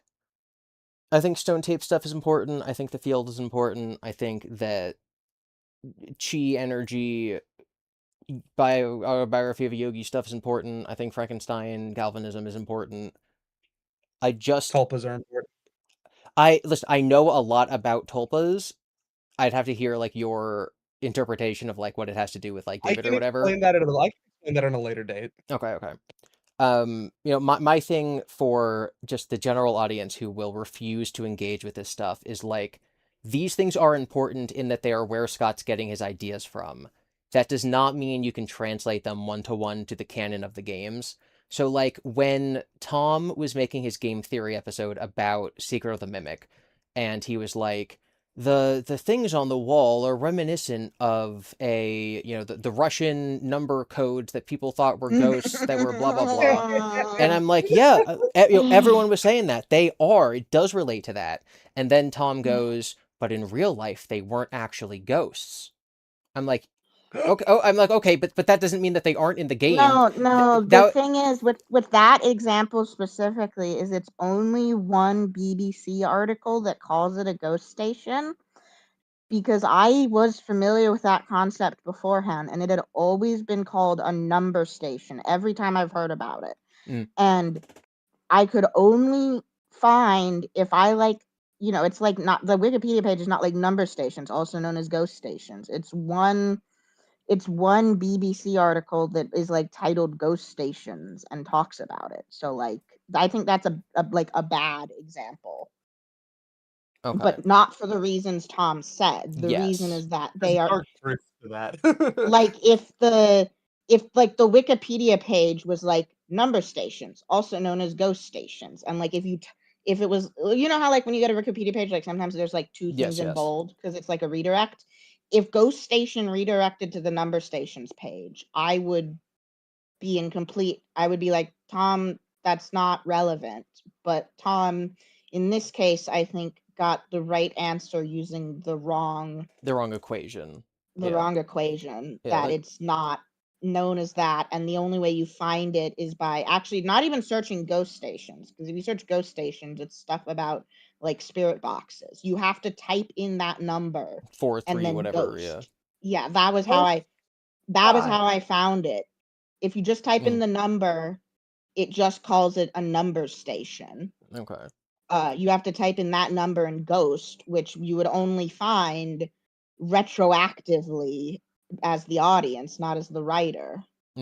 Yeah, my comparison would be like if someone had a story that was making a lot of nods to Roswell, and then, game theory was like, well, because in real life it turned out that Roswell wasn't aliens, that means that in the show, The X-Files, it means that Roswell also wasn't aliens. And I'm like, well, that doesn't actually mean that, in the movie Independence Day, they are actually aliens, even if in real life they aren't, because that's how, quoting things from culture and urban legends works.